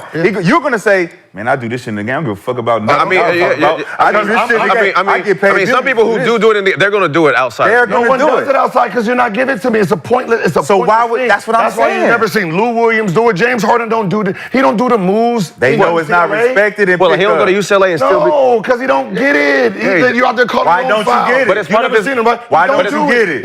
Why don't you get it, Joe? Why don't you get that foul? Well, in theory, he could get it because the offense calls fouls. Why don't he call those fouls? Why don't he try to do that? And why don't we give him those calls? Because Rico and them ain't gonna call it. We're not calling that. Because there's no benefit for me doing this to take the ball out. Exactly. In the NBA game, think about what you just said. We don't shoot free throws in pickup games. I know, but we get the ball back. I know. Take up top. Ball up top. Ball up top. I'm playing to win, so I'm gonna keep playing the same way. I know. Nobody does. Magic Johnson, the only person that calls fouls every time. If you get 4 straight fouls, And pickup. If I'm working a nigga so tough, 4 straight in a row, he got to score. That can't count, right? But there's not a How bonus, many before though. we count? I don't know. None? None. So we just gonna keep playing. He gonna keep fouling me because I'm working him.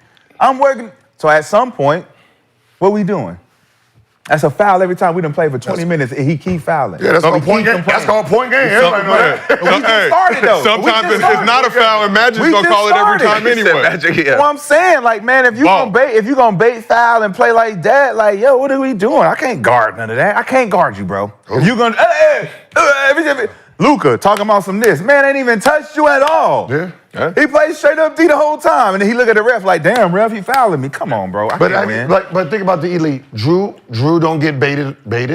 Kawhi don't get baited. Dylan Brooks, probably. A little bit. Dylan, a little bit sometimes, but he don't really. Let's say who's really solid. Ben Simmons really don't get baited. Lonzo Ball, Caruso, right? You know, like I know who I can bait. Okay. Right? I know, like if I'm going to the lane, like let's say I come off the pick and roll and JaVale McGee's there. I know as long as I keep my dribble, he's gonna have a habit of opening up the lane.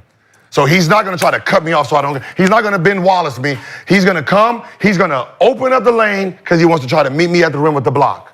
So because I know that, I know what he's gonna do, I'm gonna use his undisciplined against, and then jump into him to get the lay because I know his style. Do I need to do that? Huh? Do I need to do that, though? Need to do what? Do I need to do that to get to my shit? Do I need to do that? I know that's a part of adding that to my game. But if that's how you start the game, how you finish the game, that was the Kevin Martin shit. Foul bait. Foul bait. Foul bait. Foul bait. And that gets you there. Listen, it gets you there. It makes you efficient. It makes you hard to guard. Devin Harris. But when you can't touch a motherfucker out there, man. Be disciplined. Man, when they just blow because he's doing Devin Harris. Devin Harris, same way. Every night. I'll tell you in a minute. None of them muscles. It's not even basketball. Them muscles you don't be like, mean where you nothing. went to school at? You be like, where you went to school? Oh yeah. Yeah, where you from? Oh, man, y'all call foul. We don't even be calling foul. We just hoop. Ain't no. I do the same thing. Who call ball? Who call man? I was this Who person. calling ball? We hoop. Play. I got my 2 fouls there, and he asked me, was that a foul? I'll be like, nope. But I'm taking 2 shots. It don't matter what I say. They hate me. I talk the whole time. Soft. What is that? That's what we doing out here? Fuck. And then I call every time. As soon as you want to call a bullshit call, guess who calling them? 20 straight calls. See, I don't. 20 straight calls. Don't touch me. Like, I don't breathe on me. Foul. Like I'm gonna make it until I make it. Until I make it. Ball up and top. one when Like I I've make never it. called the foul and pickup. It's pointless. Shoot jump shots, layup. I mean, but it's bad habits. Ball up Like top. if he's strong, I know what he wants to do. He's out of there. Sit him on the bench, coach. Calling fouls and picks. Ball up top. No. Ball up top. I ain't trying to get off the court. Ball up top. yeah. He's scared, coach. He ain't driving on me. And pick up I on the see him game. driving in the game all the talking time. about We pick hoop at 24. pick up. He passed the ball and swing it. You talking about pick Yeah, up? talking He don't want no smoke. You talking I about got 100 He in don't this want shit. no smoke. I Only got a- time I get to play against him is in the summer. He passed. Oh, I got 100 on you in He pickup. passed. 100. That's Brian Russell. Put me on the team and say no. Halftime 50. Well, let's Play the move. game. Well, I shoot every shot. This is no team. This is no team. This is all myself workout. I worked out just now, and about I'm to work out practicing this again? shit About right to work now. out again? I'm practicing this shit right here. You ain't even got to worry about nothing. You can double all your want. I know. We saw you in that 2-on-2. We saw you in that 2-on-2. No, but just say, ask, like, I didn't pass it to NBA players that's making millions. You think I'm passing it to you as a regular human being at pickup? You better tell your friend, hey, I just played with Gilbert Arenas. That's all you got from me. I just played with I just played with Gilbert Arenas. That's all you That's all got. Nick said, too. Is stories. From underdog user DJ Buchanan 5, he wants to know, if Tatum can't win MVP being the best player on the best team, why doesn't that matter with SGA? SGA won MVP? That's where I was going with it. But I think Wait, what? If Tatum can't win MVP. being the best player on the best team, why doesn't that matter with SGA? SGA, Because do you see what jersey that Jason Tatum has on when he plays? Paul Pierce actually alluded that today, talking about the hate that the Celtics. His expectations are way higher than SGA's. Best player on the best team not winning an MVP. Well, he hasn't won it yet. Well, I mean, technically, yeah. SGA has not won. SGA didn't win it last year either. I mean, technically, SGA is the one who didn't win it last year. Tatum wasn't even close to it, right? What Wasn't he in the top 5? I think 6, maybe. He was in the top 5. Six, Right? finished sixth. Oh. Brunson, I want to say jumped. Yeah, so he wasn't even. Like right now, if I'm Donovan Mitchell, I'm sitting here like, hey, yo. Hey, yo, I know LeBron ain't here, but goddamn. Our Cavs fans in attendance appreciate it. Do I got to change the number to 23 around this bitch? No, you just got to be a little taller. I know you. Hey, I got 45. That's Michael Jordan when he came back. I'm saying something. I think the point trying to be made. See, that was a disrespect. Put on that 45. Tatum doesn't really get in the combo, but SGA. I'm not LeBron. I'm just a throwback Jordan around this motherfucker around here. Shit. And I mean, it's just if you first place, you should naturally just be in the talks. At least top 2. You should be in the talks of MVP. They should just mention a nigga name. Like, throw my name up there, you know. Like Cavs' #1 option. Yeah, you know, Donovan Mitchell, you know, he just jumped into you know, what about him? You know, the MVP. Let me smile a little bit like, yeah, they go, fuck, they cut it up, yeah. Hey, baby, you see that? Go, go, go, go. Yeah, they threw the nigga name in there. Give me something. Don't pretend that, they pretending that this ain't even the city right now. hey, yo, if the Lakers finish 2, do you think JJ Redick can Oh no. Coach of the year? Yeah. Oh, nah, he got the coach of the year. Oh, they writing that motherfucker in right now. He coach of the year? Yeah, right now they trying to take the name off of it. They trying to take, Damn. The script was in so much, they got a name, they got to change the plate now and shit. They go get this, right? Coach of the year? They finished 2? Yeah, coach of the year. The motherfucker really said JJ. Need to get this all, put a regular plate on there. Coach of the year. Former host of the Mind the Game podcast, for those who may recall. I had a great 4 or 5 episode run. Okay, I'm just asking. Never. Okay. Never. All right. Lakers second place finish. What? Brother. Shai, you had them pence. What did he do? Huh? What did he do? More than Hot Pocket. Shai, you ever see the, hey, Shai. Stop it. You seen Denzel in Training Day? Mm-hmm. Right? He did a good ass job, right? Just remember, there was a script to that movie. Right? What he did. Okay, so I die at the end, but okay. As long as I do all this, what you don't realize is the moment in which he had the Oscar, he went off script. JJ going off script too. He went off script. All right? So let's not go off script. Hey, you know what I want to do? Let's not go off script. Talk it. Go ahead. Just saying, we fucking around going off script. This ain't how it was written. Hey, no, it'd be crazy. Now, what I'm saying is it'd be crazy when they start saying LeBron James MVP. Not crazy at all, Gil. Honestly, I think very rational, reasonable. No, I'm surprised. I'm surprised it hasn't started. I ain't getting no extra check for that yet. There was no check delivered yet. Yeah, I ain't getting no check for that yet. Hold on, let me make Underdog direct deposit did hit. No, not that one. I'm talking about clutch. Not with the C, with the K. Soon as it hits, all I remember is LeBron James is #1 in MVP voting. That's all I know. He should be. I was the only person to vote for him last year. You voted for LeBron, but was that done in jest shot or was that serious? I was the only person to actually vote for him. We do. What are y'all talking about? But you voted because you knew he wasn't going to win. I voted because I voted because I voted because he had the exact same numbers that he has right now. He has the exact same numbers that he has. He know for sure LeBron don't have no chance. No, dead ass. If he got LeBron on the seat, he know LeBron got no chance. That's his thing. Let me just go ahead and get him. Exact same numbers. Same number. I say he's a shoe-in. He's a shoe-in. Rookie of the year, Bronny James. Reasonable assessment based on all that he's done for the league. But we got some bread to give away. As a reminder, we're doing our Gillian subscribers giveaway. For every 1,000 subscribers, we get between 900,000 and 1 million. We're giving lucky underdog users out there $1,000 in bonus cash. So we are now at 943,000 subscribers here on Gil's Arena presented by Underdog. As a reminder, you need to have an Underdog account and you need to subscribe to the Gil's Arena YouTube channel. Let's get it going. Let's get to this, man. I'm getting more excited the closer we get to the party. Yes. The party, you know what I mean? We're trying to do this party It's gonna before be a the hell of a season. party. We're trying to do the season. We're trying to do the party before the season ends. Oh, we're trying to Come do the on, y'all. party before April. Okay. To be real. So we're trying to get there. The in boom March. boom room party. The boom boom room. The boom boom room. Brother, the one, yeah. Oh, you talking about? Oh, No, shot. Listen. Do I gotta call my shit something else? You said we got poker, dice, strippers. Boom boom There's room. reports of a dice So it's not game. gonna be the boom room. I'm just gonna say it's gonna be the boom boom room. Ray's boom boom. Hey, A lot of Rose Sparks sponsoring. So, Roast. Shout out to Roast Park, sponsor of the show. a bunch of. you can Go to hold the comment row.co/Gil. for the sponsors. Shout out to Roast Park. Just walking around hard. Nah, not me. Not me, man. 36 hours. Just Not me, man. I'ma chill, man. 36 hours. I'ma chill, man. Just walking around. Just I'ma walking around. chill, man. Just walking around. I'ma chill. Y'all can have the y'all can have the around. undies. Oh, Y'all God. can sit chill. We got with the undies, and we the got roast. Roast. Very first Gillian subscriber giveaway winner. Money LeBron Cloud. James. Oh, Money Clouds, you have $1,000 coming from the good folks at Underdog. I'm sorry. I must say his name at least 6 times every episode. It was only 5.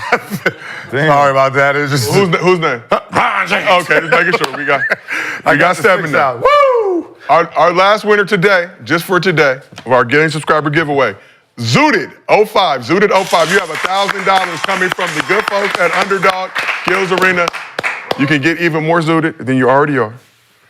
But appreciate y'all. That was y'all did a lot of breakdowns. The chat really likes when you guys break down. We got the breakdown today. That was all right. We're gonna have to go get this big screen. We're getting a big screen. First of all, I need my fade back on the shootout. Can we on put up Thursday? that? So Okay, I'm with we that. going back to the court? I'm with that. Thursday, I'm down. To pay. Shootout fed? Shoot. Thursday. Should nah, we he bet? gotta be a part of this one though. Yeah. Cause he ducked the fade the first Yeah. time. Gil Yeah. did. So another 100? Yeah. Another 100. I mean, because we won the last I ain't got no. Is that Elijah? That was Elijah.